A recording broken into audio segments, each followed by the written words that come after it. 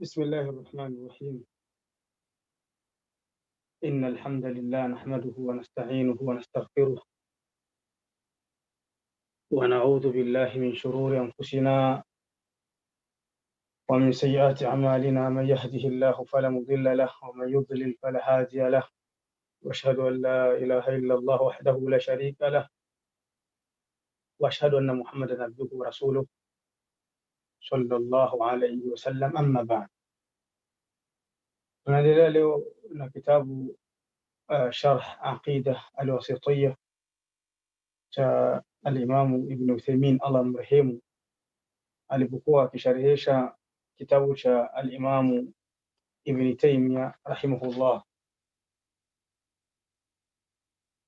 Alimamu Ibn Taymiyyah aliombwa ashareheshe aqida ya Ahlusunna Waljamaa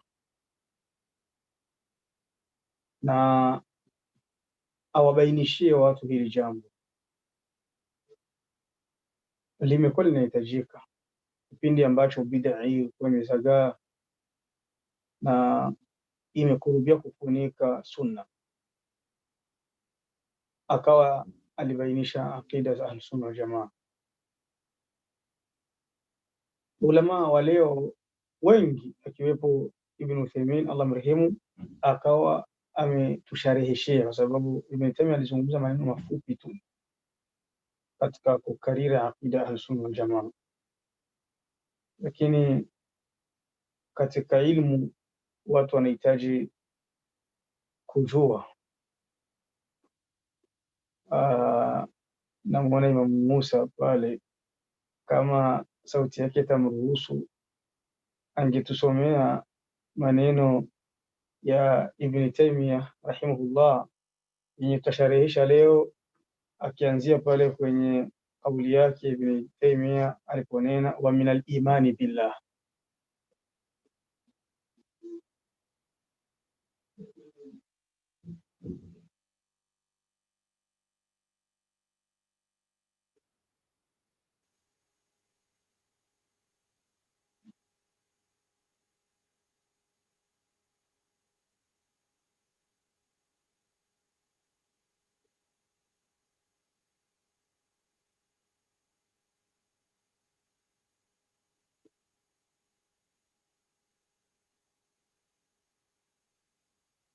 Naam, Imam Musa, naona sauti imekufanyia khiana tena, pia naona sauti yako imekufanyia khiana tena.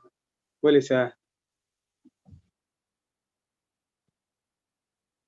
Basi tuendelee. Kwa kifupi, Ibn Taymiyyah rahimahullah kuna maneno amezungumza katika sifa za Allah tabaraka wa taala, akasema wa min al-imani billah al-imanu bima wasafa bihi nafsahu fi kitabihi wa bima wasafahu bihi rasuluhu Muhammad sallallahu alaihi wasallam.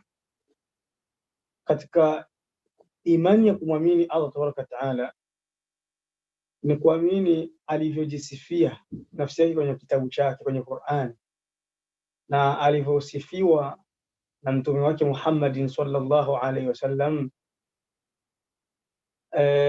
Kisha kaendelea Ibn Taymiyyah akisema min ghairi tahrifin wala ta'tilin wala takyifin wala tamthil. Kumwamini Allah na sifa zake zile ambazo amesifia nafsi yake kwenye Qur'an na kwenye Sunna, mtume akamsifia sallallahu alaihi wasallam, inabidi tuziamini tukishindikiza vitu vinne. Tuziamini huku tukishindikiza vitu vinne.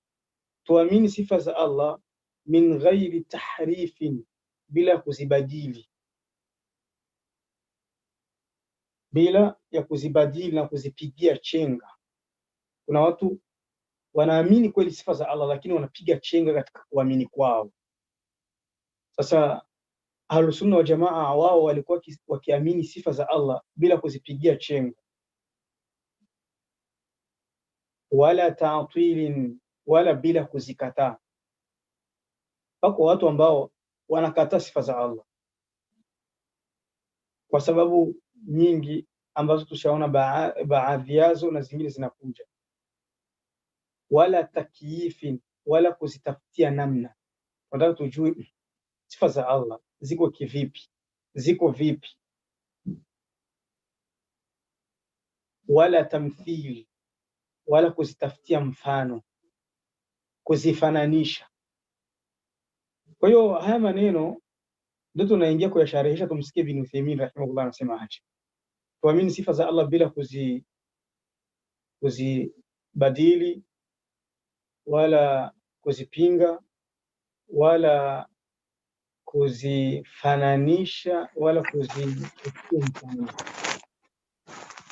Huu maneno yanaomba na yenyewe katwe minofu yaeleweke.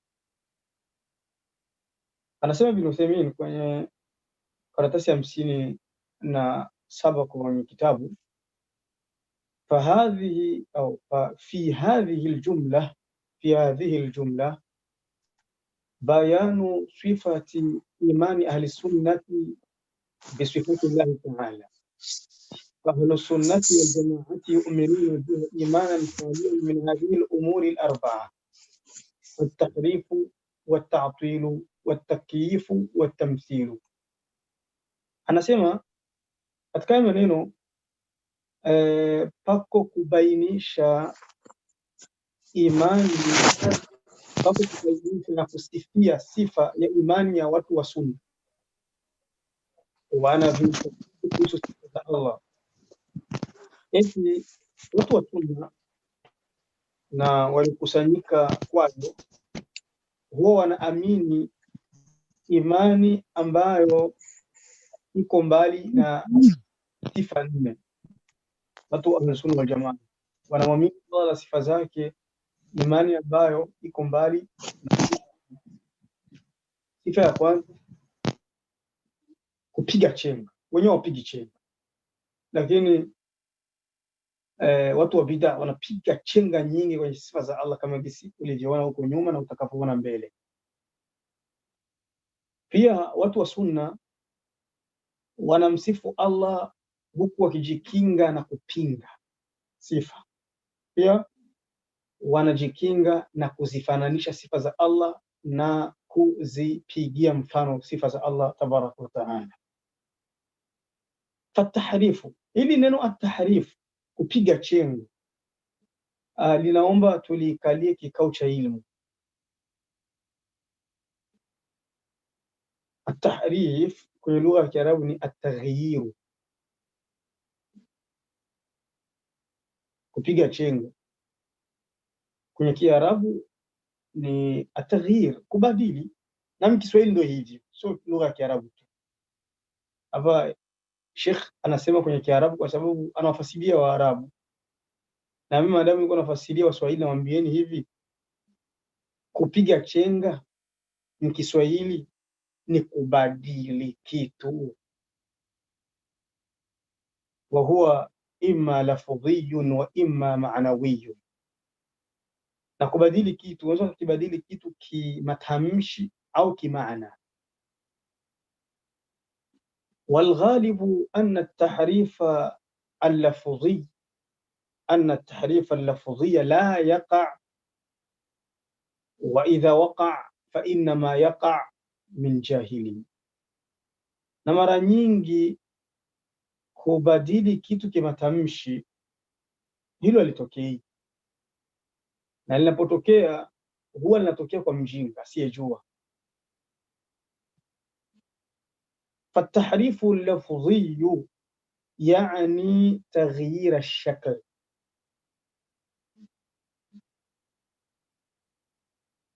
Kubadili kimatamshi maana yake ni kubadili harakati, ni kubadili maandiko, ni kubadili shakl, ni kubadili picha. Fama tajid ahadan yaqul, ni vigumu kumpata mtu anasoma Qur'ani akisema alhamdulillahi rabbil alamin. Shamsikia mtu anasoma hivyo, alhamdulillahi rabbil alamin bifathi الدال. Illa idha kana jahilan, hadha alghalib. Hautampata mtu anafanya hivyo shekhi, labda akiwa ni mjinga, tena ule mjinga murakkab, ujinga uliopandiana, ujinga uliopindukia. Tunasikia Waislamu wote wanasema alhamdulillahi rabbil alamin, lakini ukisikia mtu anasema alhamda, maana yake huyo kabadili aya Allah tabaraka wa taala, huyo anakuwa ni mjinga. Na hili kwa sisi ambao tumezoea kufundisha Qur'ani watu wa sasa waingia dini kwenye vijiji vyetu vya Afrika ambao si wazoefu wa kusoma Qur'ani, huwa linatokea hili. Utakutana unamfundisha mtu aya anaibadilisha kwa ujinga, lakini sio kwa maksudi. Kama kuna mmoja katika wenzetu ni mtu wa kule, ni mtu ameishi sana milimani, ulimi wake ukachanganya sana na ulimi wa Beduini, na unajua kama pako dosari fulani ya baadhi ya herufi kutokana na baadhi ya nchi na baadhi ya watu. Mfano kama ndugu zetu wa Afrika Magharibi, re wanasemaga ni ghe, yani arrahmani rrahim, wenyewe wanasema arrahmani rrahim, wanasoma hivyo. Na Congo Brazzaville na wenyewe kutokana na Kifaransa gisi re inatamkwa kama ghe, wameathirika hilo sana, mpaka na Mkiarabu wanakuwa wanatamka re ni ghe. Na ndugu zetu wa Tanzania wameathirika sana na lam imedomine sana, ikatawala sana, basi ya re wanasema le na aks. Ndio maana wasikia wanasema ugali, nafasi ya re wanasema lam, wanasema le, au nafasi ya lam wanasema re, wanasema barafu. Na ndugu zetu katika kijiji chetu Burundi na Rwanda, na wenyewe wameenda aks, re imedomine mpaka ikachukua nafasi ya le. Kwa hiyo lam inawashinda, au kwa ulimi utakasikia, yani ukisikia tu unafanya sema huyu ameathirika na ulimi wa sehemu fulani. Na hata kwenye Qur'ani Warundi wengi na Wanyarwanda wengi, badala ya kusema wala dhalin, akamwambia wala dhalin, alhamdulillah, alhamdulillah, alhamdulillah. Na mmoja katika wanafunzi wenzetu tulikuwa tunamjua, ameishi Beduini sana, alikuwa akisoma alif lam mim dhalika alkitabu la raiba fihi hudan. Hii hudan ilikuwa inamsumbua, anasema yudan, ndio hudan, anasema yudan. Unaweza kujua kama anajifanyisha, kumbe ndio ulimi hudan yudan. Huyu ameathirika na Wayahudi au ni aje habari zake? Kwa hiyo kwa kifupi nimesemea nakwambia, illa idha kana jahilan, hili la kubadili matamshi huwa halitokeagi mara nyingi isipokuwa kwa mjinga. Ni hatari sana. Wenzangu katika wanafunzi wananihadithia, wanasema walikuwa na mwanafunzi mwenzao alikuwa anawafanyia maajabu, mwanafunzi wa Congo Brazzaville, alikuwa anachekesha kwa masomo mpaka na mwalimu anacheka. Kuna wakati mtu anabadili matamshi mpaka inakulazimu hata wewe mwalimu ucheke. Kwenye Kiarabu akikuita jina apel, mara nyingi kwa masomo anaitika hadir. Hadir manake nipo, hadir, nipo. Lakini huyo ndugu yetu ulimi wake umepinda mpaka ikafikia badala kusema hadir, anasema madhir. Hadir anaitwa jina lake, kama jinsi waanza kuita kwa masomo ukaitika naam au present, kwa Kiarabu tunaitika hadir. Yeye akimuita jina lake anasema madhir, mpaka tu anajua kama huyu yuko anajifanyisha huyu au ni habari zake ni aje, kumbe ndio ulimi. Kwa kifupi hilo alitokeaje isipokuwa kwa ujinga, na hao tunatolea mfano hao ilikuwa inatokea kwa sababu ya ujinga. Kwa hiyo sio hili ambalo tunakusudia kwenye darasa letu katika sifa za Allah, lakini at-tahrif al-ma'nawiyya huwa alladhi waqa'a fihi kathirun min an-nas, ni kubadili kimaana, na hili watu wengi wameanguka kwalo, kubadili mambo kimaana. Hata masala unakuta mtu anabadili kimaana, Qur'ani mtu anabadili kimaana, sifa za Allah watu wengi walizibadili kimaana. Unakuta mtu anazua masala fulani kwenye jamii akijisegamiza na kubadili maana. Kubadili maana si kila mtu ataelewa. Watu wengi kuna wakati wanaanguka katika hili.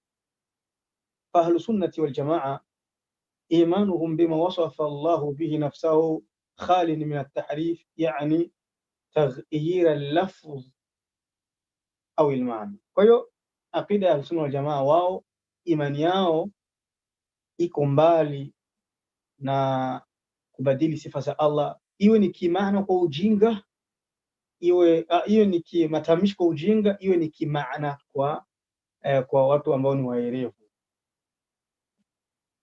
Wa taghyiru al-ma'na yusammihi al-qa'iluna bihi ta'wilan wa yusammuna anfusahum bi ahli at-ta'wil liajli an yusbighu hadha al-kalam صبغة القبول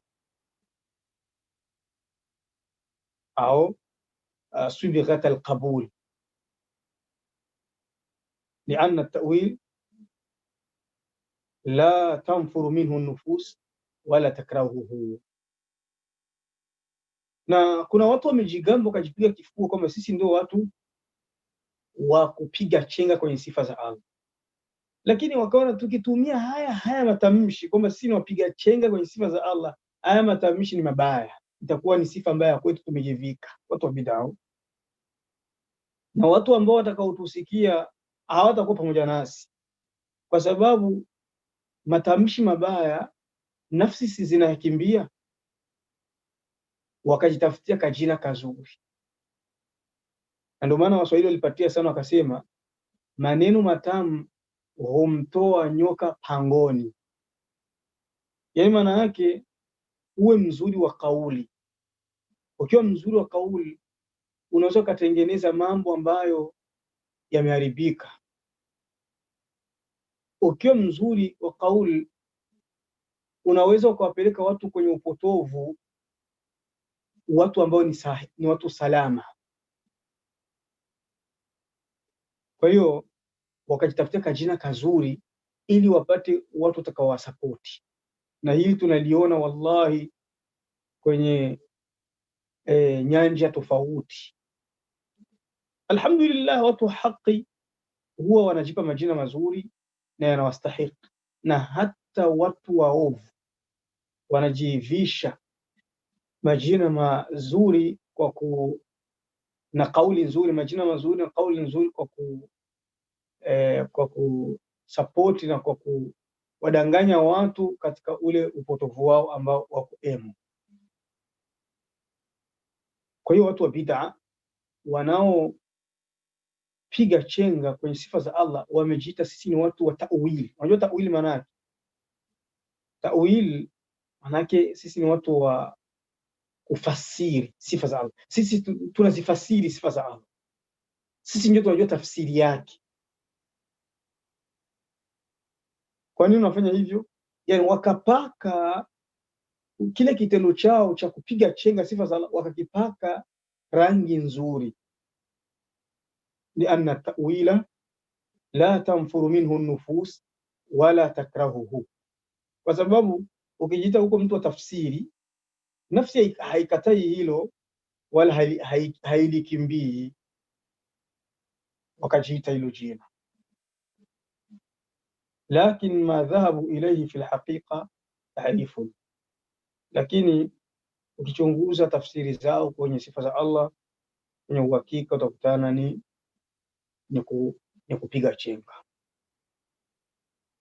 Liannahu laysa alayhi dalilun sahih, kwa sababu tafsiri yao hiyo haina dalili sahihi. Illa annahum la yastati'una an yaqulu tahrifa, wameshindwa kusema kwamba ni kupiga chenga.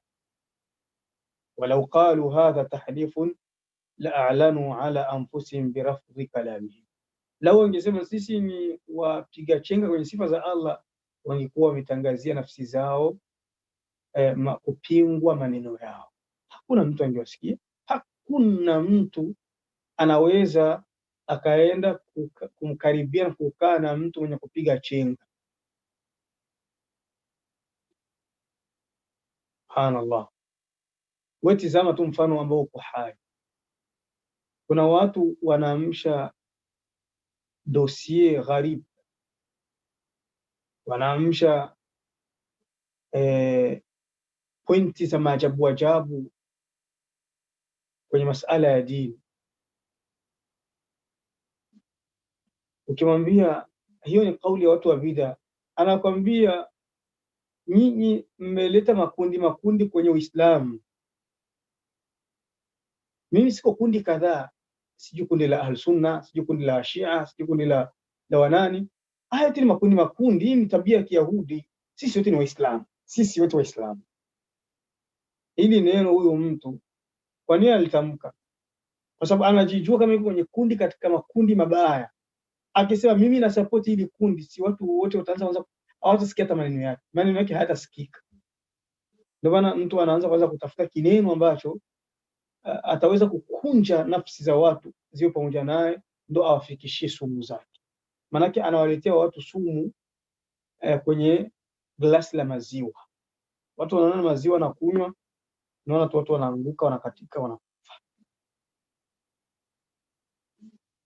ولهذا عبر المؤلف رحمه الله بالتعريف دون التأويل، مع أن كثيرا ممن يتكلمون في هذا الباب يعبرون بنفي التأويل.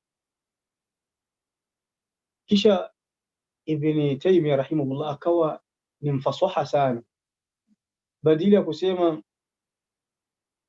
inabidi tuamini sifa za Allah bila ya kuzifasiri, akasema tuamini sifa za Allah bila ya kuzipigia chenga. Japokuwa watu wengi ambao wanazungumzia katika huu mlango wanasemaga tuamini sifa za Allah bila ya kuzifasiri, lakini Ibn Taymiyyah kuchukua hilo akasema tuamini sifa za Allah bila kuzipigia chenga. Yaquluna min ghairi ta'wil, lakin ma abara bihi almuallif awla liwujuhin arba'a. Watu wengi wanazungumzia aqida, huwa wakifika hii sehemu wanasemaga, hata watu wa sunna wengi, jamani tuamini sifa za Allah bila ya kuzifasiri. Lakini Ibn Taymiyyah akaacha hichi kineno. Sababu hichi kineno tukiache kwanza, akasema tuamini sifa za Allah bila kuzipigia chenga. Ibn Taymiyyah anasapoti haya matamshi ya Ibn Taymiyyah, anasema na haya matamshi ndio vizuri kuyatumia katika hii sehemu. Kwa nini? Kwa sababu 4. Alwajhu alawwal, sababu ya kwanza, annahu al-lafdhu alladhi jaa bihi al-Qur'an, fa inna Allah ta'ala qala yuharrifuna al-kalima an mawadhi'ihi, kwa sababu hili ndio tamko ambalo Qur'ani imenena kwalo.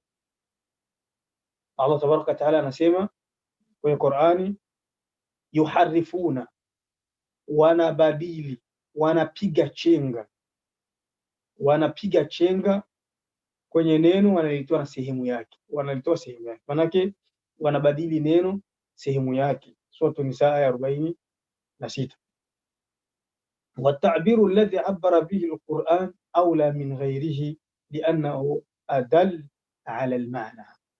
Anasema Ibn Taymiyyah rahimahullah, na mtu kujitahidi kutumia matamshi ya Qur'ani ni bora kuliko matamshi mengine.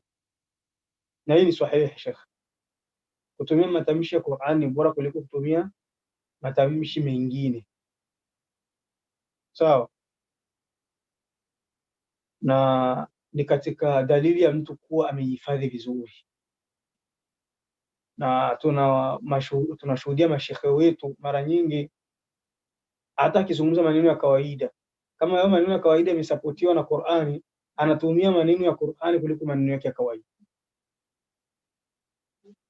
Na Ibn Taymiyyah ambaye alituandikia kitabu cha hichi cha aqida ya watu wa Wasita, anasifika kwa hilo.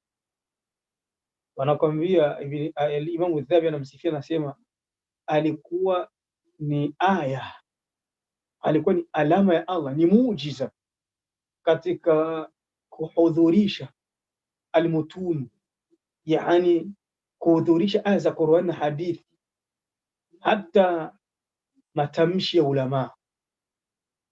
Yani hiyo ndio elimu shekhi. Ukisikia mtu elimu yake anatumia ni aya, hadithi na kauli za ulama, hiyo ndio elimu. Na sisi huwa walillahi alhamdu tunajitahidi hata kwenye kujibu maswali yetu kufanya hivyo, na ndio maana wale utangulia wema walikuwa wanasema, inanukuliwa kwa Ibn Umar anasema hivi, al-ilmu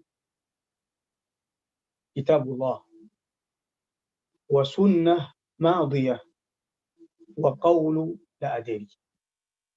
Hiyo ndio elimu shekhi.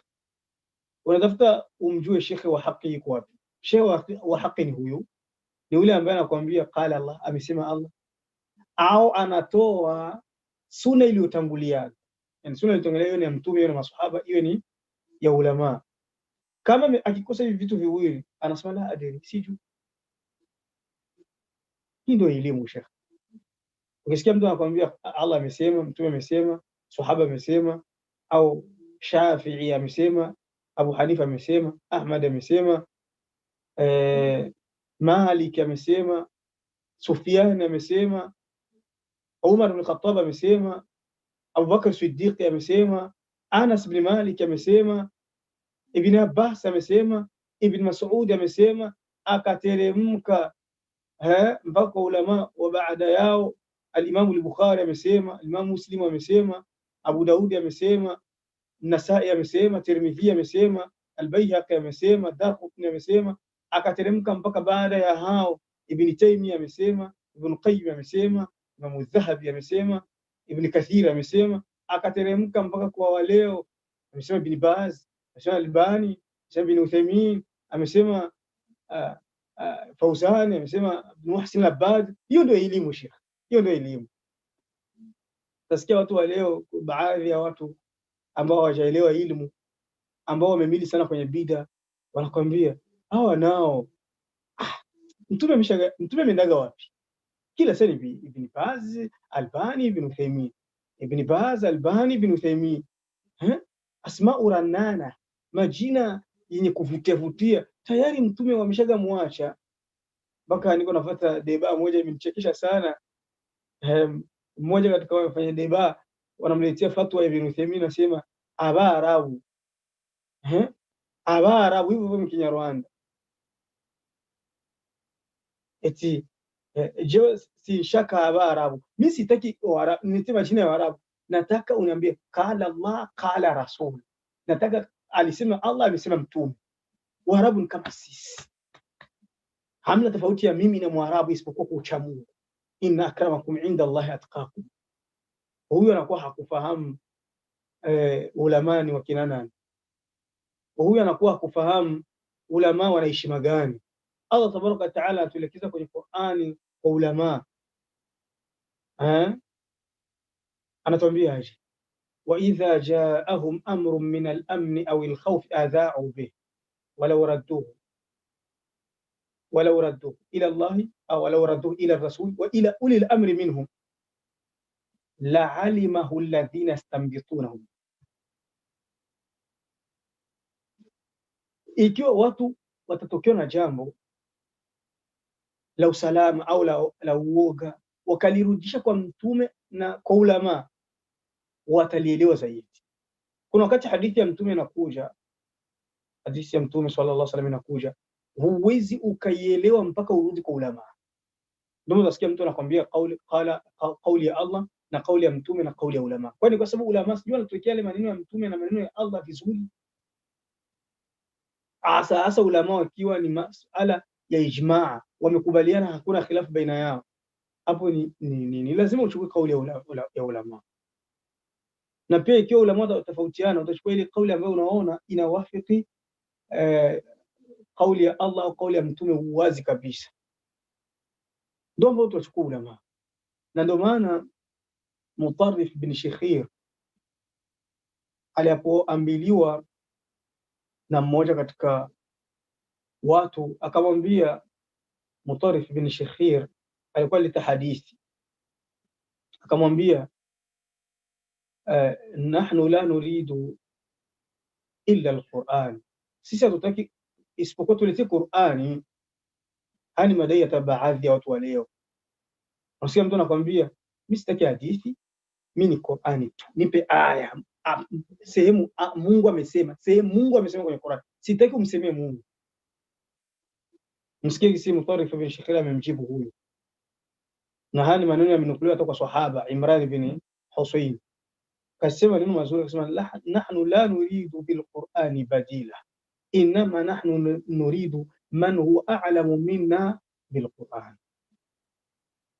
Sisi tunapoleta hadithi huwa hatukusudii kubadili Qur'an wala kuleta badili ya Qur'an, lakini sisi tunapoleta hadithi tunamkusudia yule ambaye anajua Qur'an kuliko sisi. Tunasikia manake kuna aya za Qur'ani kusema uzielewe ni mpaka mtume akueleweshe. Pia kuna maneno ya mtume kusema uyaelewe mpaka maswahaba wakueleweshe. Pia kuna maneno ya maswahaba kusema uyaelewe ni mpaka wanafunzi wao maswahaba matabiina wakueleweshe. Pia kuna maneno ya wanafunzi maswahaba matabiina kusema uyaelewe mpaka upate wanafunzi wao tena, hivyo mpaka ulama wetu. Kwa sababu mtu mwenye na mtu huwa anamuelewa sana kuliko mwenye kuishi naye.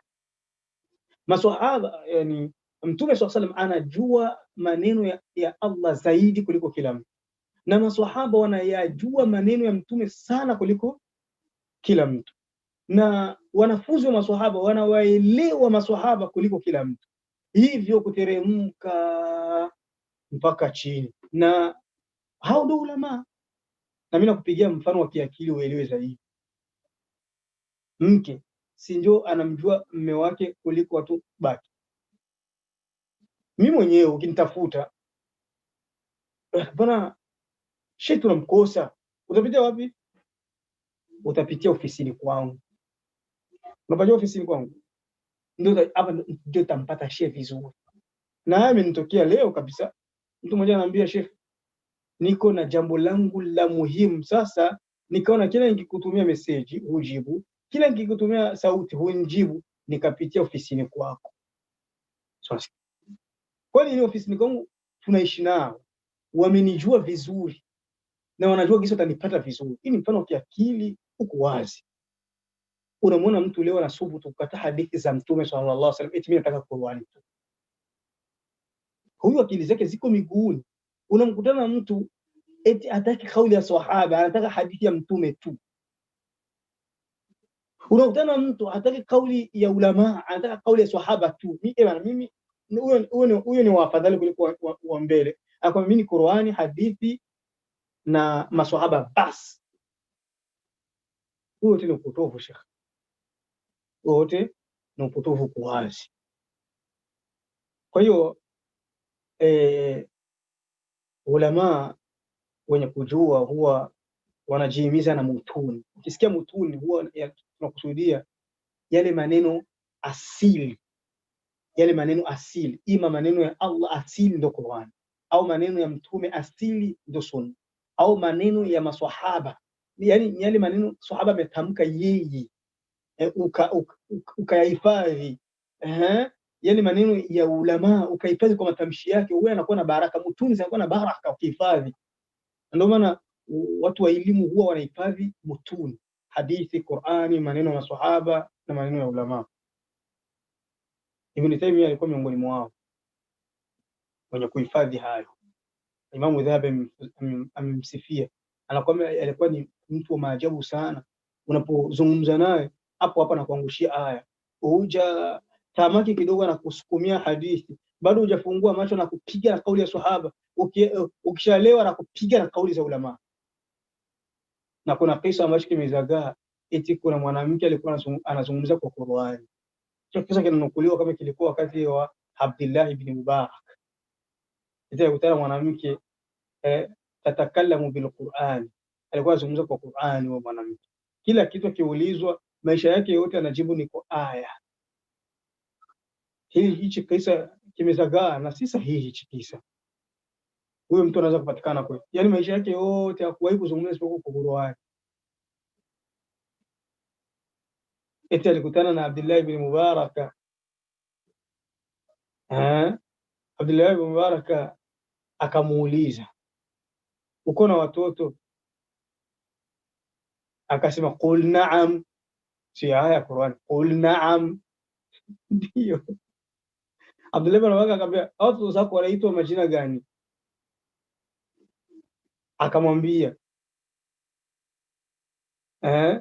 Ibrahima wa Ismaila wa Ishaqa wa Yaqub. Anamjibia si aya ya Qur'an, ndio watoto wake hao. Yaani maana yake alipanga watoto wake kwa majina ya Qur'an.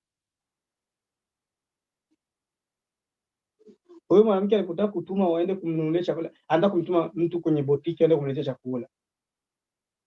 Fab'athu ahadakum biwarithikum hadhihi ila almadina.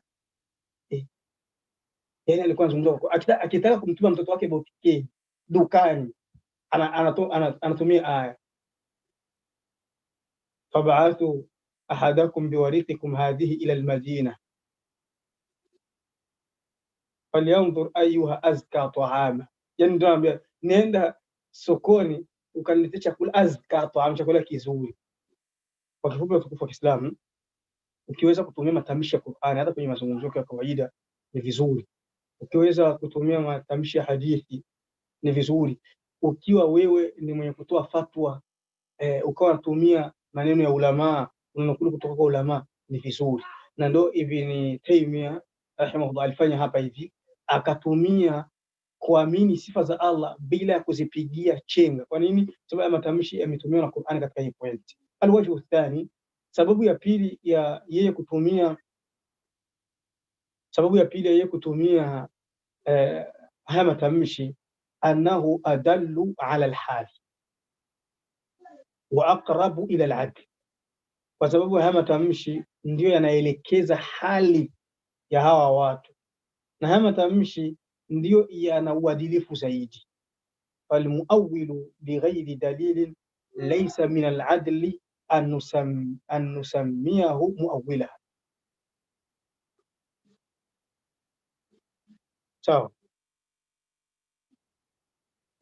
Eti mtu mwenye kubadili sifa za Allah bila ya dalili si katika uadilifu, tumuite eti ni mwenye kufasiri.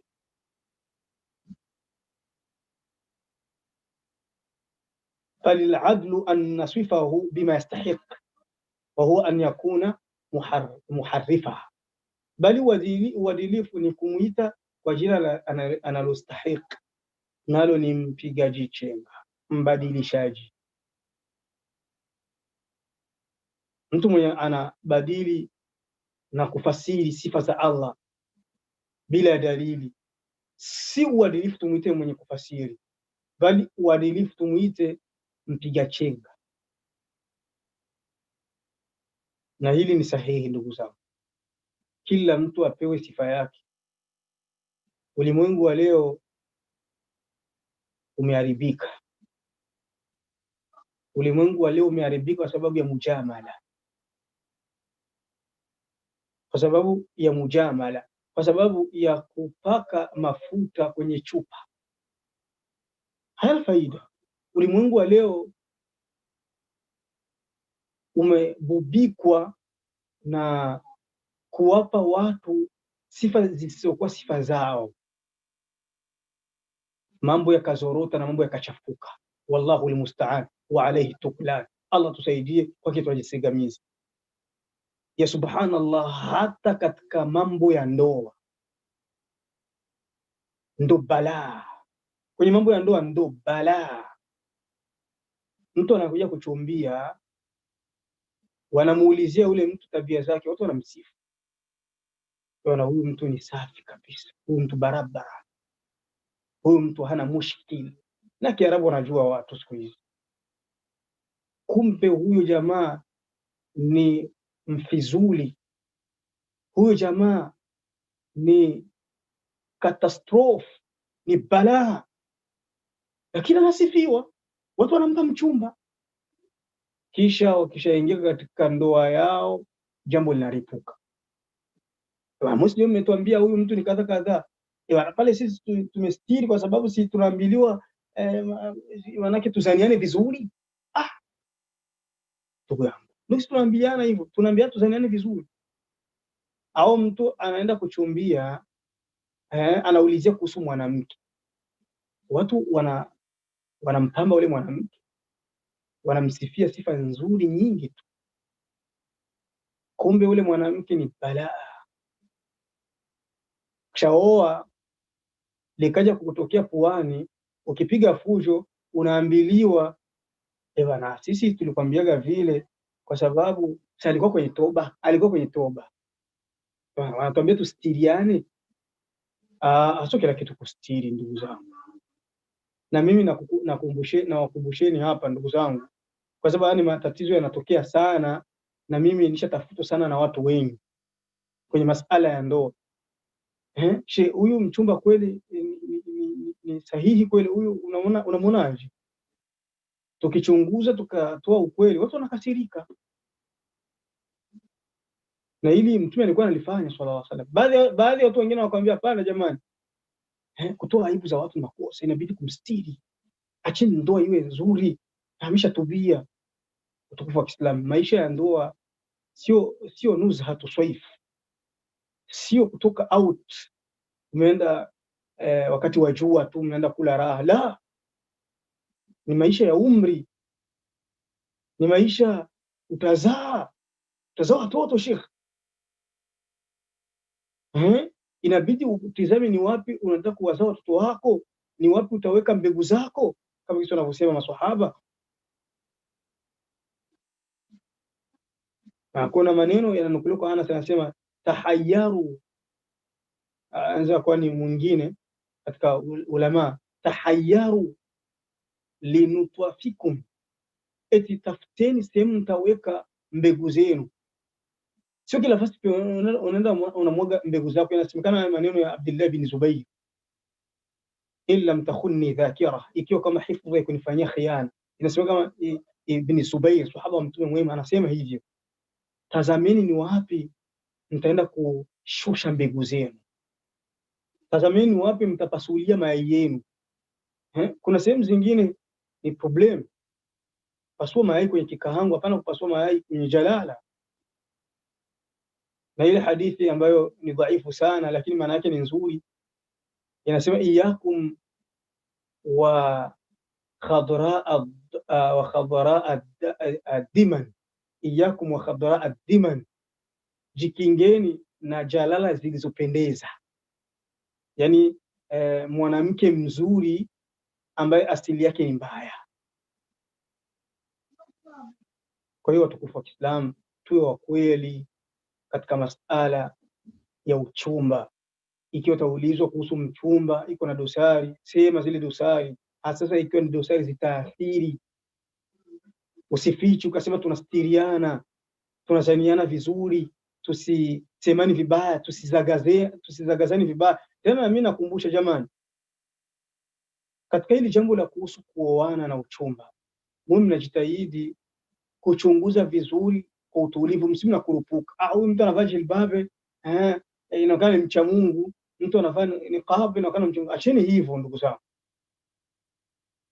Mpaka mtu mmoja alifikia hatua ya baada ya kuangikwa mtu wa jilbabe na niqab hivi, anatoaga na swaa, anasema jamani, na kuna swingine, msisubu tukoa wanawake wa majilbabe na wanawake wa maniqab, hao ni matatizo, ni balaa. Subhanallah. Kwa nini? Kwa sababu huyu mtu walimfanyia tishiri, walimfanyia ghish, walimpunja. Ulienda kuona tu ukajiogotea mtu kwenye muhadhara amevaa jilbabu, ukajiogotea bila kuulizia, ukaenda kumpa yule mwanaume, anamfanyia majanga. Sasa yule mtu anafikia ashikilia watu wa jilbabu wote na watu wa niqab wote kwamba ni mrengo mmoja, kumbe sivyo. Na ndio maana Mtume sallallahu alaihi wasallam aliposema kwenye masala ya ndoa akasema, mtafuteni mtu wa dini na mtu wa tabia. anza kuwa mtu kweli yuko kwenye jilbab, lakini tabia yake ni mbovu. Jilbab ni dini kweli, niqab ni dini kweli, kuwa kwenye darasa ni dini, lakini si kila mtu mwenye yuko na dini yuko na tabia. Na masala ya ndoa yanaomba tabia na dini. Usitizame tu dini tu na usitizame tabia tu, zote ni dosari. Na mimi tutizame vyote viwili, dini na tabia, ndio uolewe. Sasa shekhe, manake lazima niolewe na mtu wa dini na tabia, mtu mwema? Sasa watu waovu wataolewa, wanamuoa nani? Au lazima nioe mtu mwema? Sasa watu wanawake waovu wanamuoa nani? Unataka kuolewa mtu mwovu, basi utajijua. Lakini ukumbuke hichi kisa, tutakifikia kwenye Tanbihul Ghafilin. Kuna baadhi ya watu wanasema kama upokezi wake si sahihi, lakini tutakifikia, tutakiboresha kwenye Tanbihul Ghafilin. Kisa kizuri, kinaigiza mawaidha na kinafungua fahamu za watu ambao fahamu zao zimelala. Eti jamaa mmoja ameenda na mtoto wake kwa Umar ibn Khattab radhiyallahu anhu, akamwambia hichi kisa kisikize vizuri, ni kisa kwa kweli kina mawaidha makubwa. Ukiweza kukinukulu kwenye kichwa chako, ukawa nampa mwanawe anapotaka kuoa, ukawa nampa mtu yote unataka kumnaswihi, hichi kisa kina mawaidha. Mtu mmoja ameenda kwa Umar ibn Khattab radhiyallahu anhu, akamwambia Umar, mtoto wangu ananipiga. Ibnu yadribu aba. Umar akashanga, mtoto anampiga baba yake? Mambo ya kujasikia. Na uso unashangaa, mtoto anampiga baba yake. Inakuwa hivyo vitu, mtoto anampiga baba yake, hii balaa hii. Umar akasema, ni balaa hii?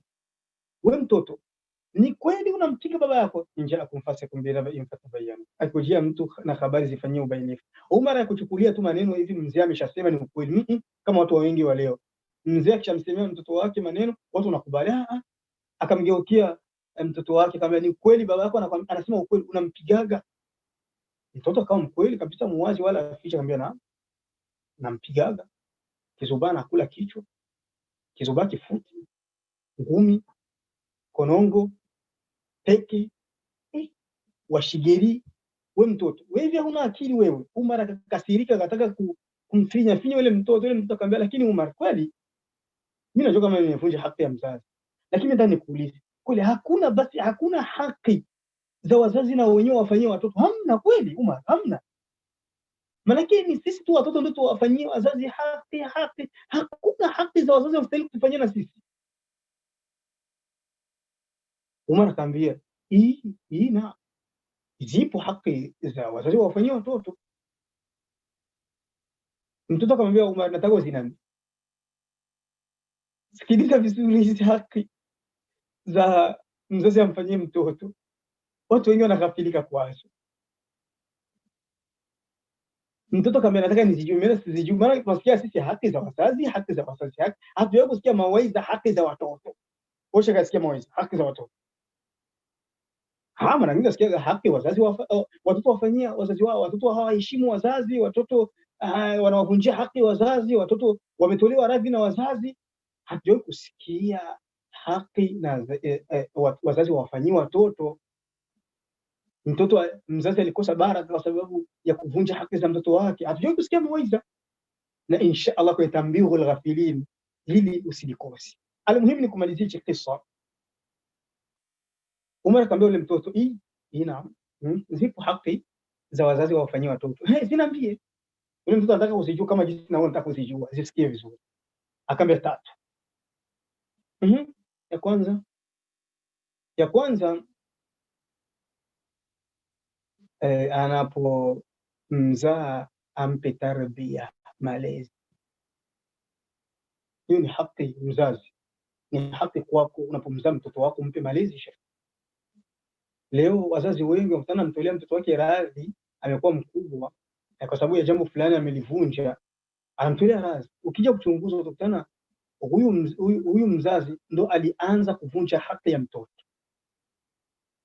Ya kwanza hiyo. Ya pili, akupange jina lizuri, jina ambalo hutaaibishwa kwalo.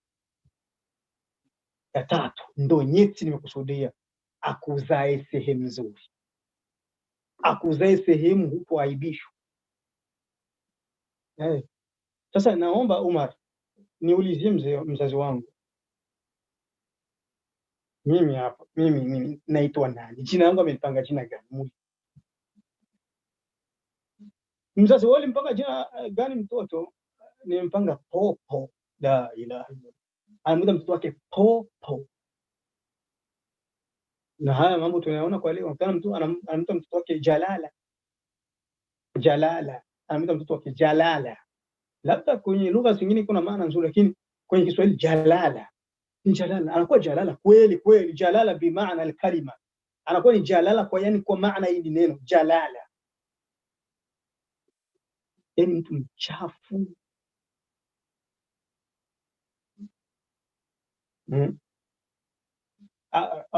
Allah tukirimu. Niwahi kumsikia mzee anatoa mfano, Allah mrehemu, samahani, Allah tukirimu kwa huyu mfano. Eti kuna mtu nyumbani alikuwa anaitwa Kaparo.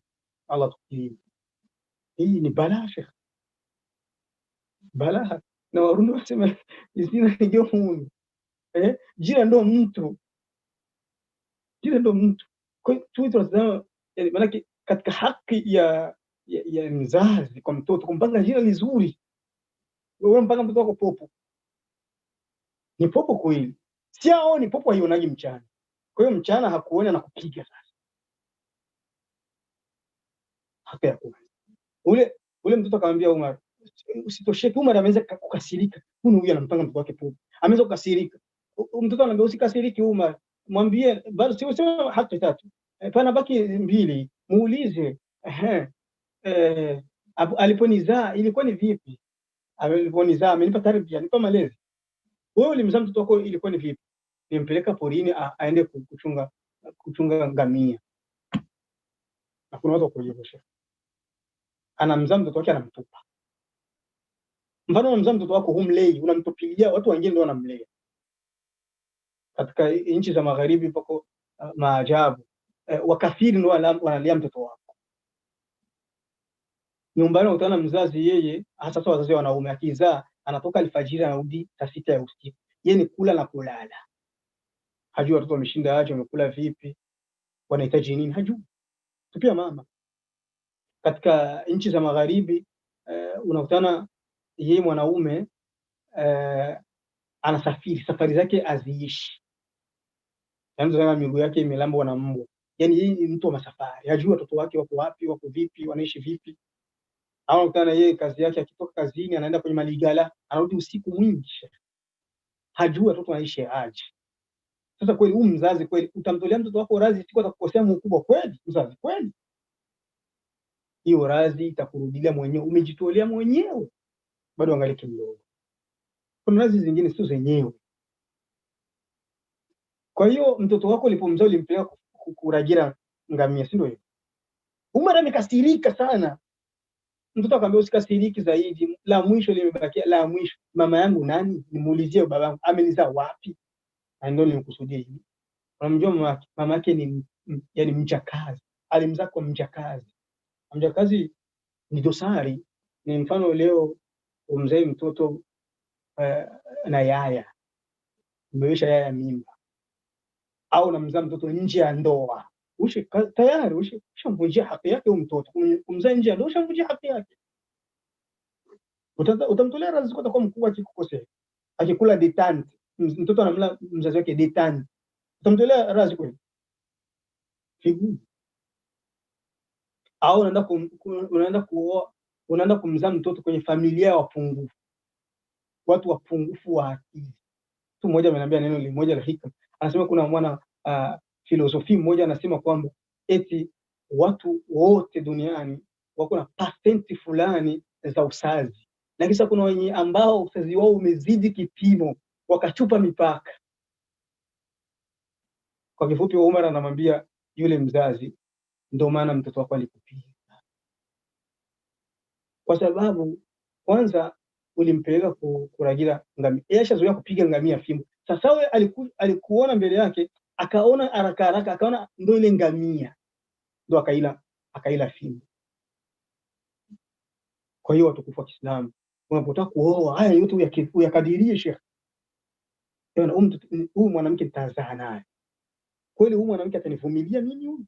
Ndio pale unakutana unamuoa mwanamke miaka miwili anakutupilia. Kwenye nchi za magharibi inatokea sana hivi, anakuacha unabakia mtoto wako mpate, kwa sababu ukiachana na mwanamke wala watoto wangali wadogo, wewe utaishi nao, utawalea vipi? Huna jinsi ya kuwalea watoto wako, amekunyang'anya watoto kwa mkubwa na kufanya majanga. Kwa hiyo tukufu wa Kiislamu, inabidi haya yote yatazamwe. Unapotaka kuona inabidi utizame nyanja zote, sio kukurupuka, sio kuvamia, taumia. Na unapotaka kuolewa pia inabidi yote wachunguze, watizame, sio kuvamia na sio kukurupuka kama chafya.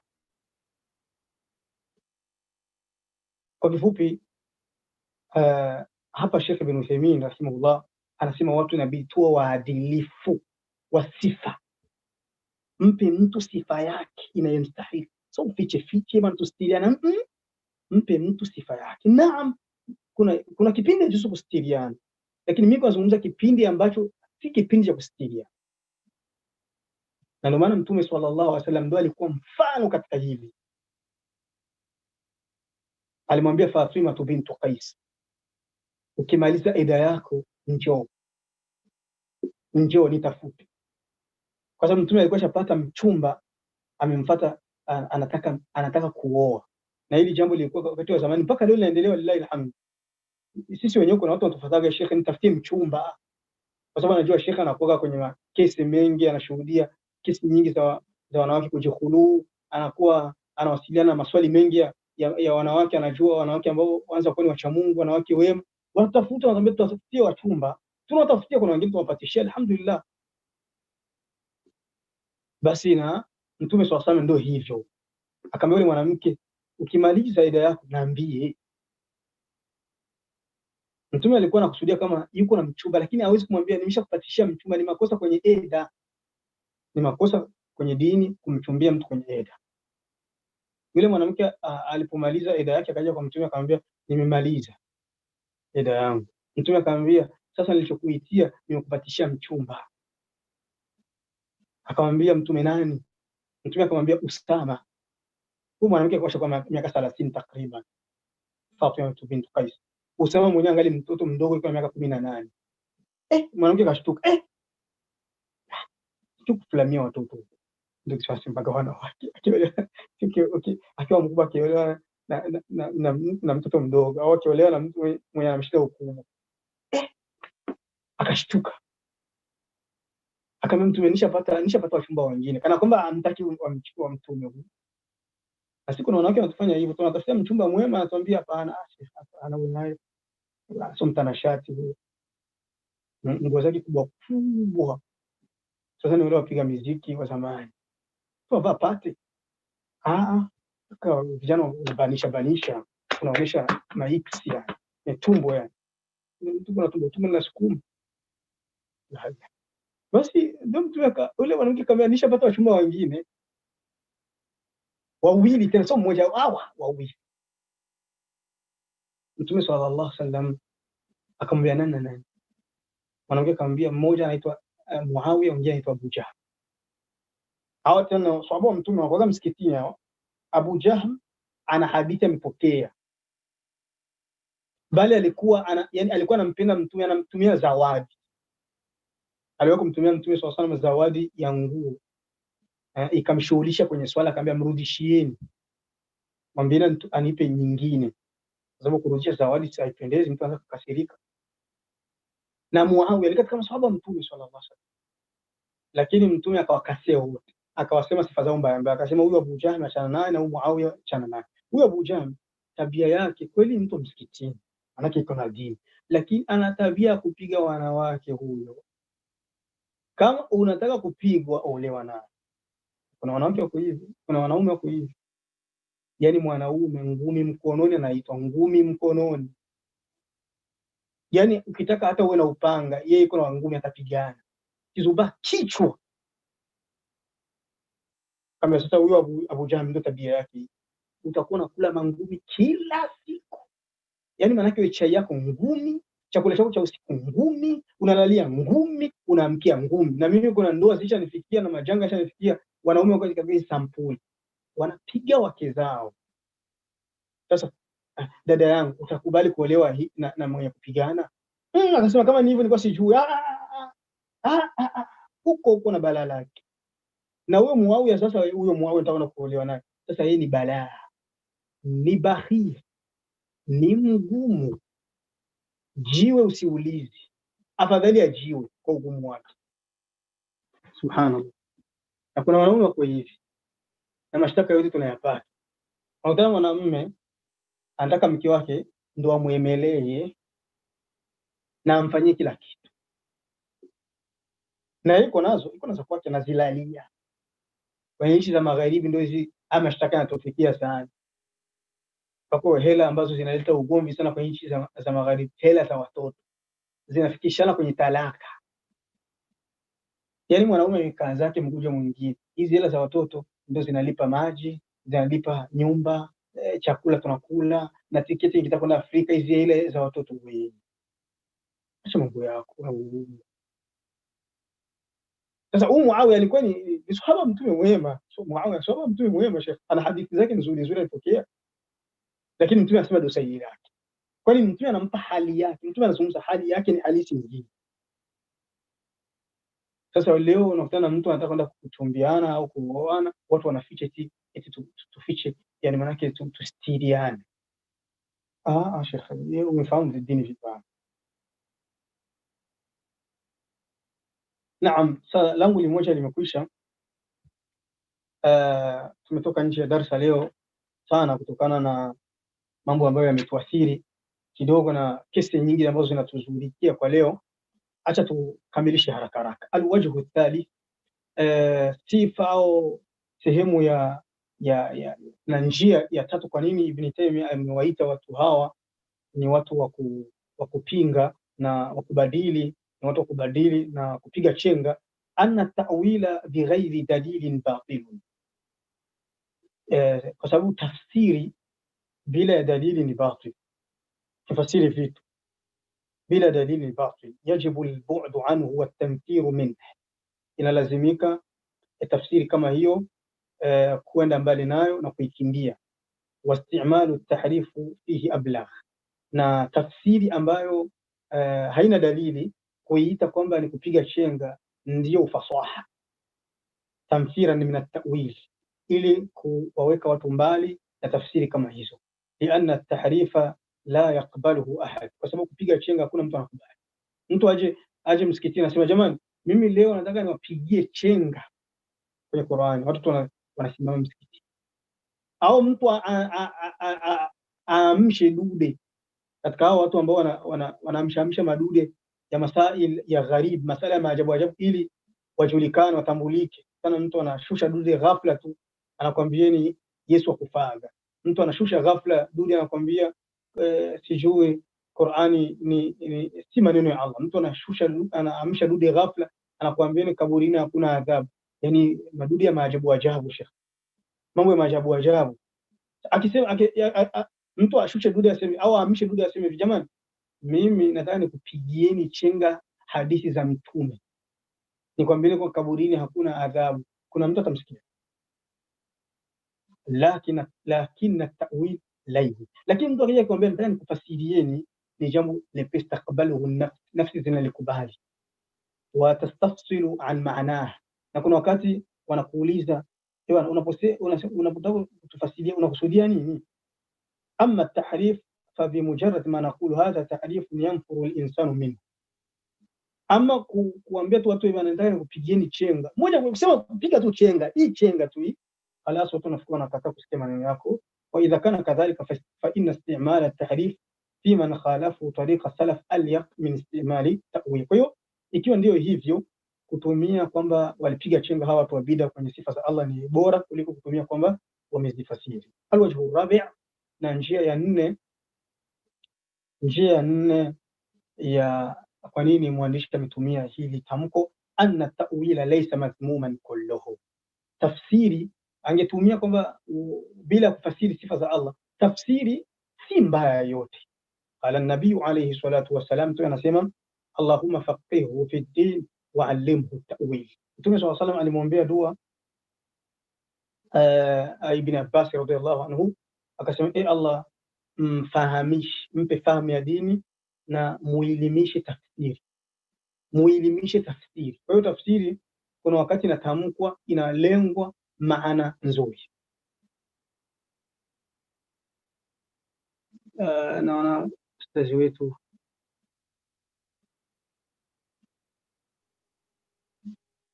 Musa, nadhani kwamba bado mpaka sasa sauti yako haijakuwa vyema. Sawa, acha tusome hukumu ya hadithi huku kwetu. Anasema rawahu Ahmad fi al-Musnad wa al-Fasawi fi al-Ma'rifa wa al-Tarikh wa sahahahu Ahmad Shakir wa rawahu al-Bukhari bilafz Allahumma allimhu al-kitab. Hii hadithi ya Mtume sallallahu alaihi wasallam kumwombea Ibn Abbas dua utaipata kwenye Musnad Ahmad 2396 na kwenye kitabu cha al-Imam al-Fasawi al-Ma'rifa wa Tarikh mujalladi wa kwanza karatasi 494 na al-Imam al-Bukhari akaandika kwenye kitabu chake kwenye matamshi yengine Allah muilimishe kitabu yani Qur'ani namba 75 na namba 143 na al-Imam Ahmad Shakir akasahihisha maneno haya. وقال الله تعالى الله سمى وما يعلم تأويله إلا الله وما يعلم تأويله إلا الله والراسخون في العلم يقولون hawajui tafsiri yake isipokuwa Allah na wana wa elimu wanasema. Allah akasema hawajui tafsiri yake isipokuwa Allah. Kwa hiyo Allah ndio anajua tafsiri. Kwa hiyo aya inaonyesha kama tafsiri ni jambo lizuri. Kwa hiyo angesema kwamba tuamini sifa za Allah bila kuzifasiri ili lingechanganya kidogo. Allah ndio anatuambia anasifia tafsiri. Kwa nini anakataa tafsiri? Hiyo aya utaipata kwenye sura Ali Imran aya 8. Anasema famtadahahum biannahum ya'lamuna at-ta'wil. Akawa amesifu kwamba wanajua tafsiri. Wa ta'wil laysa kulluhu madhmuman. Na tafsiri yote sio mbaya. Kufasiri maneno yote sio vibaya. لأن التأويل له معاني متعددة يكون بمعنى التفسير ويكون بمعنى العاقبة والمآل ويكون بمعنى صرف اللفظ على ظاهره. Kwa sababu pia tafsiri yenyewe kwenye lugha ya Kiarabu iko na maana nyingi. Kuna wakati tafsiri wanaizungumza wakikusudia al-aqiba wal ma'al. Kuna wakati tafsiri wanakusudia mwisho wa jambo. Wapi ili jambo linatufikisha. Hiyo ni katika maana za tafsiri. Wapi ili jambo linatufikisha. Pia kuna wakati wanatamka tafsiri wanakusudia kubadili neno uwinje wake. Yaani neno limekuja hivi lakini si malengo uwinje wake. Malengo ni mengine. Na ni katika elimu kujua malengo ya kitu. Ni katika elimu kujua malengo ya kitu. Na kuna wakati kutojua malengo ya kitu inampeleka mtu kwenye madhara. Sitaki kutoa mifano ya kielimu sana maana tumezungumza mambo ya kielimu sana. Hata nitoe mfano ya kimazingira. Hata kwenye mifano ya mazingira ile jambo linapatikana kwenye ada. Mfano tuna matamishi mengi tunatumiaga hapo kinyume na yani yastahili kutolewa kwenye winje wake. Mfano mtu anakuambia nimwagie maji. Nimwagie au maji. Tukichukua hii neno jinsi ilivyo hivi nimwagie maji maana ni kukuroweka wewe. Ni kukuogesha wewe. Tunakuosha. Sasa mtu akwambia nimwagie maji ukachukua maji ukammiminia. Huenda ni mama yako. Si ukosefu wa adabu. Si ndio utatolewa radhi nzuri mbichi kabisa. Au unasikia mtu anakuambia ugali ni mboga. Ugali ni mboga. Hiyo kweli. Ugali ni mboga. Mboga ni kitu kingine na ugali ni kitu kingine. Hao ndio mtu anakuambia nyumba ni mwanamke. Nyumba ni mwanamke. Sio kweli. Ama neno hivi tukiachukua tu hivi Sio kweli. Nyumba sio mwanamke. Nyumba yako iko na mabati, kuna foundation, kuna matofali na matope. Mwanamke sio huyo, mwanamke anakuwa ni kitu kingine. Lakini haya maneno tukiyafasiri, nyumba ni mwanamke, anakusudia kwamba nyumba ikikosa mwanamke si inazorota. Ugali ni mboga, anakusudia kwamba ugali ukiwa na mboga mbovu si ndio unabakia. Yaani ugali hata uwe mkubwa aje au mbaya aje, ukiwa tuna mboga nzuri, tunapelekwa vizuri, hata uwe wanyange, unakwenda unakuisha.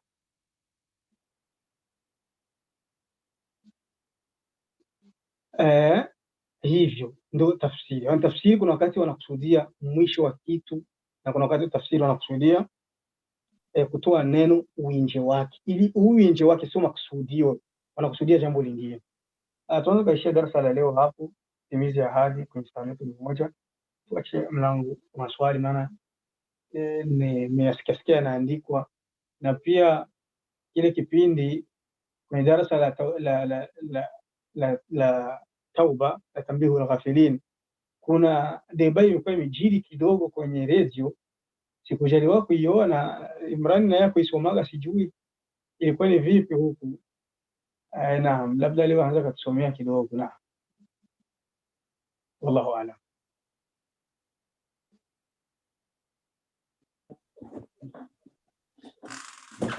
Naam Sheikh. Naam. Swali la kwanza ndugu wetu anauliza, anasema Assalamu alaikum Sheikh. Swali langu inazungukia kwenye kufilisika. Mtu yuko na wake wawili, imetokea hali ya kufilisika, yani hana uwezo wa kuwahudumia tena. Mke mmoja yuko na watoto na mwingine hana mtoto.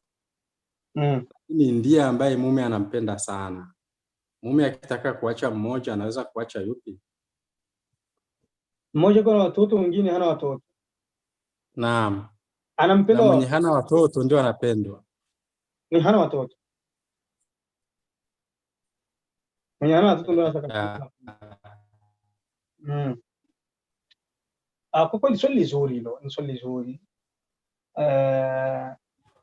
Kabla ya kulijibu moja kwa moja, tunataka kutanguliza utangulizi miwili.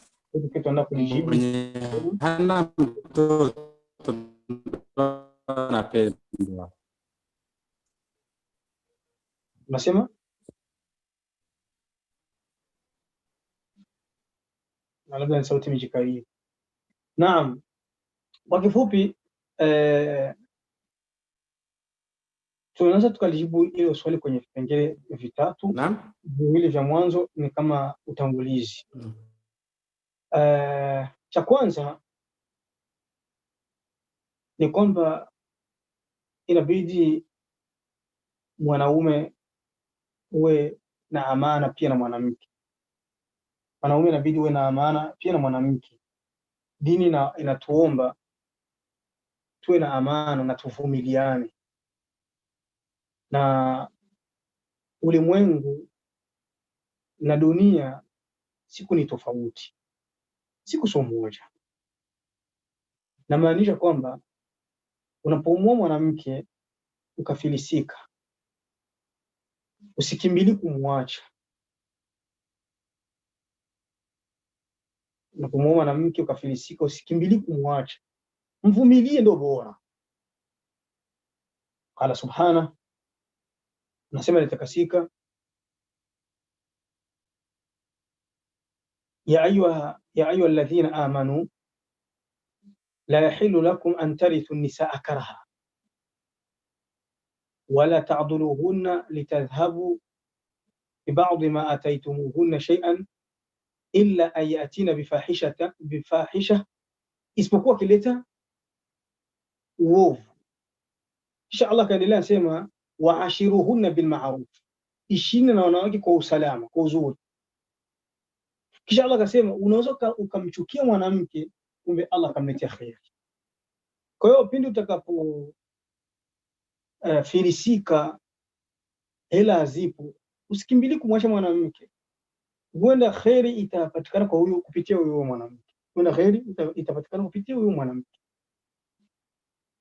Kwa hiyo ushauri wangu wa kwanza ni kumvumilia mwanamke, wavumilie wote wanawake zako, unayempenda sana na usiyempenda sana, wavumilie wote, ishi nao na Allah ataleta kheri. Na ndio unaume, urijal ni mwenye kubeba masulia, mwenye kubeba usimamizi wake. Mwanaume huwa akimbii usimamizi wake,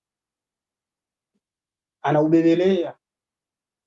Kwa hiyo ushauri wangu wa kwanza, usiwaache wake zako wote, bakia nao, walee watoto zako, na Allah insha Allah ataleta kheri kwa mbele.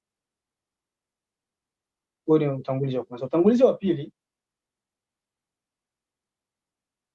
naam, ikishindikana kabisa, inawezekana ukamtolea mke wako baada ya maisha kuzorota. Inawezekana ndio imeshindikana, umejitahidi kuvumilia lakini imeshindikana kabisa, hela hauna, mwanamke anakuingizia usiku, umefilisika, utamlisha mtoto wa watu nini?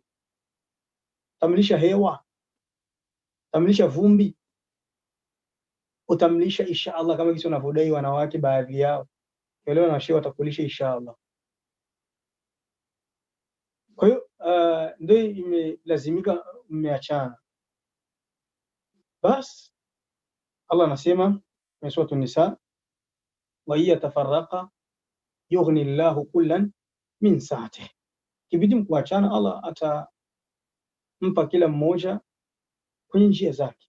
Unaweza kumwacha mwanamke akaenda kaolewa na mtu mwingine ambaye yuko na wepesi wa maisha, au akaolewa na mtu mwingine anampenda sana kuliko kisi wewe unavyompenda. Sawa?